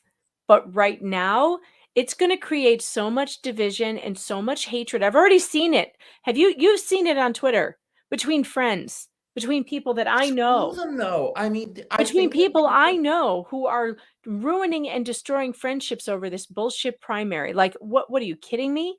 I'm telling you, these MAGA sycophants, it's leftism. It's a different flavor of leftism. They're using all leftist talking points. I told you, I was called an anti-vaxxer by one of them. I'm like, oh, really? I'm like just waiting to be called a Nazi fascist or white supremacist. I know, why? At first, Trump had appointed or was going to appoint RFK Jr. to be the head of the vaccine safety panel. And then he backed out at the last minute. Trump has always been, at least he was in the beginning, vaccine skeptical because he was listening to RFK. And then all of a sudden the pharmaceuticals got a hold of him and told him how it really works. So he had to back out of that promise. And I just feel like, I don't know. I just don't see a way out. These people need to learn their lesson the hard way. And the hard way is to lose 2024. I'm sorry. They're not going to learn it any other way, Mike. They're just not. And I just don't care enough. I just don't care I just think anymore. People underestimate how much. And look, it's unfortunate, but I think that they underestimate how many millions upon millions of people will just never vote for Trump. And it sucks, but it's not our fault. It's not your fault. It's not Megan's fault. It's not my fault. It is Trump's fault for being very ineffective at combating the lies. I don't think my husband would vote for him again. He didn't vote for him last time. He voted, half my family wouldn't. I think he voted for the libertarian candidate. My husband is pretty libertarian. He has a lot of libertarian views, and I'm sure that he did not vote for Trump. We don't really talk about it. It's not like I don't ask him who he votes for, and he doesn't ask me who I only voted for Trump because I filled out his ballot for him. Yeah, well, I know my dad did, and I know that my family did. I wasn't going to, and then I held my nose and voted for Trump, even though I knew that my vote doesn't mean anything. And I think that was Mr. Fox's position: was we're in New York, our vote here doesn't matter. So why not vote with your conscience? Because Trump's not going to take New York, period. The Republicans are never going to take New York. And so I get that. And then after the 2020 election. Did you cut out now or did I cut out? Megan. Don't tell me she's cutting out now. Or maybe I'm cutting out and I'm just not aware. What if it's one of those movies where it's like, I'm the dead guy all along and I don't know it? Can you guys in the chat let me know? Am I the dead guy? Which of us is dead? I'm not seeing chat, so I'm nervous. Okay, Megan is the dead guy. Megan, you're the dead guy. Come back to us. This has been, sorry for you newbies. My tech skills are not quite up to snuff tonight. Megan, can you hear me? If you can, reload that shit. Oh my God, where'd she go? I'm alone again on camera, and I don't like this, especially being so close up. Have I mentioned that we have channel memberships? Send us your super chats. I should probably wrap us up soon. Hopefully Megan will come back. Don't go towards the light, Megan. It's not you, Mike. See, that's something that I like hearing because I don't hear it often. Usually I'm the problem. Usually it's me. So you're still a million times better at streaming than I am. Wait, do you stream though? Because if you don't stream, that means that like I'm barely better than someone who does, than like just, you know, someone who doesn't do it, which isn't great. I hope Megan is coming back. I'm gonna drink. That was a very unflattering angle before. I really don't appreciate that. See, it's not, this is not gonna like help me find a man. Chats, tell us some stuff. Tell us a story in the chats. I want to hear stories. What if her MacBook died too? MacBooks are shit. I mean, it's still kind of better than the stuff I've had before. Okay, you have streamed. Okay. Then I doubt I'm a million times better than you. I hope Megan comes back too, because I was going to say I have to pee. So can you like talk while we pee? Because, fun fact, there is this fat bitch. There is this fat bitch who does all these hate videos on me and hate videos on everyone. And she'll stream for like 8, 9, 10 hours without. And I swear she has got a toilet in her chair. But I don't. Mine is just a normal chair. So these are the things I end up talking about when I'm left alone. Where are you, Megan? This is the cursed stream. I thought you were going to bed, Cody. You just came back to roast me. Pre-2017 Macs are better. Why? I wonder if, where did she go? Maybe she had to pee also. It'll be Spectrum playing. It's Spectrum with both of us. No, I think it's Apple with me. Spectrum, I kind of like, I like publicly shamed them, and I went so Karen with them. The manager had been spoken to. It's good to see you two collabing. Yes, especially, and just like that season 2 is coming out. I love Megan so much. She's one of the greatest people. There are honestly, can I tell you guys, that has honestly been one of the most depressing things in like doing this shit, is that most people suck. Most people, that's the thing about these like content creators and commentators and all that, is that like, oh, Megan, I love you. Well, except there's no camera. I don't know why. This is the cursed stream. It's the cursed stream. Do you have a ghost? You look like you have a ghost. Ghost. Why is this happening? Like the camera, I don't get it. So my Spectrum went down. Remember I told we called it. Pixie called it. Pixie called it. I have no internet right now. So I'm on my phone with no camera. Why no camera? Because you don't want the unflattering angle like I had? It wouldn't turn on. I tried. And now my phone won't turn the camera on. Look. This is the cursed stream, y'all. This is the cursed stream. We have the tech problems. Cursed rainbow spectrum. That is the hashtag of the night. Cursed rainbow spectrum. Maybe. Well, you guys, I feel like this is a sign that we should start wrapping up soon. Yeah, so I know. If you have any final super chats that the power of Christ compels you to send our way, because this is the year of the grifter, and I'm stepping up my grift. I wish I had the sense to like step up my grift enough to like get blue pilled and become a liberal. That's so funny. I'm a terrible grifter. I'm very bad at it. I never mention my books or my merch store or anything because I'm just bad. You merch store? Mention. Wait, I have to do it. Wait, I have to do it. Mention it all. Do you know what I'm talking about or no? No, but it's hilarious. I don't have Real Housewives, anyone?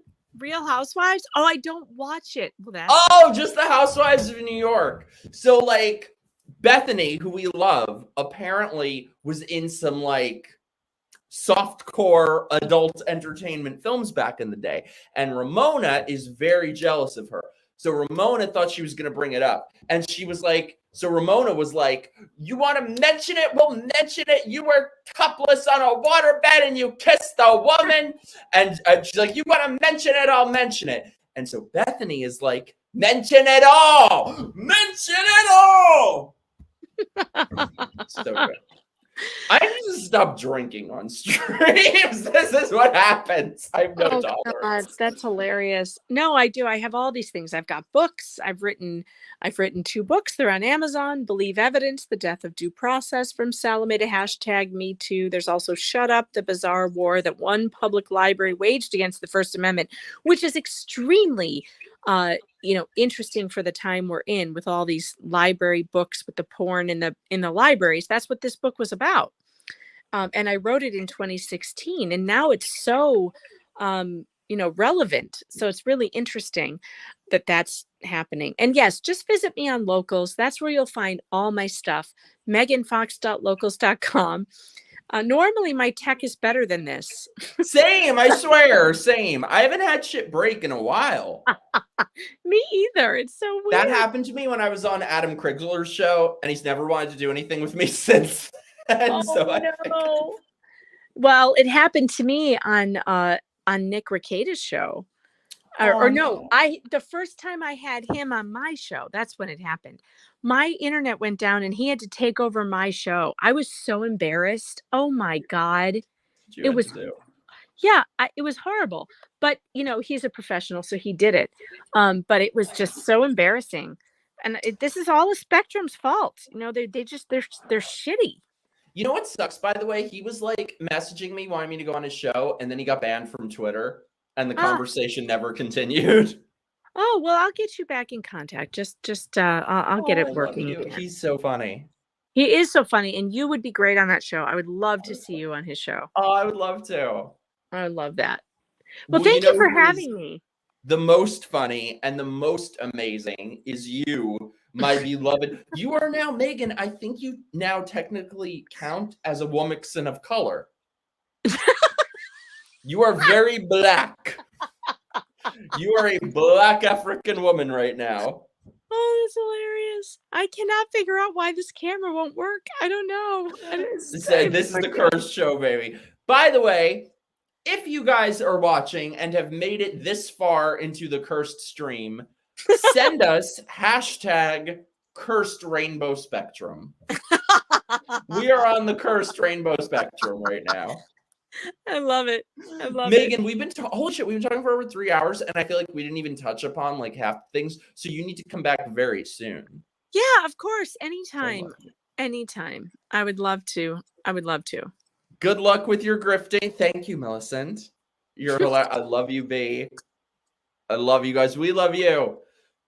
everybody subscribe to her stuff, subscribe to her locals, give her your money. Subscribe to my stuff too. Become a member. I need to have multiple members. Have you guys, Megan, did you ever see the guy with 2 dicks? No, what? The thing is, too, they were both kind of like ample in size. They weren't like little, they were like, one was flopping this way, one was flopping that way. Oh my goodness. No, but I did just hear about a woman with 2 vaginas. So it's like a thing. They should get together. Oh, that would be the most beautiful love story ever. It would be. It Okay, would that be. needs to be the theme of our next show. How do we get the 2 dicks guy and the 2 vaginas girl together? Actually, the weird part about the girl with 2 vaginas, she's married and she does OnlyFans, but she only uses one vagina for OnlyFans and the other one is for her husband only. What? Yeah, that's a real thing. It's a real story. See the 2 vaginas on the OnlyFans? Or she like keep one covered? I don't know. You're gonna make me sign up to her OnlyFans out of curiosity. Why do I know these things? You know why? Because I read the New York Post. Oh my god, apparently the double dick guy is bi. So I guess one dick is straight and the other dick is gay. It's not gay if it's a separate dick. Oh my god. Megan, I love you so much. Thank you for being here despite our spectrum issues. I love you so much. We're officially on the spectrum. We're on the spectrum. I love you too. Bye, chat. It was great to see you. I love you guys in the chat. Subscribe to our stuff. We'll be back soon. I think I'll have another show Sunday. We'll see you guys soon. Love you.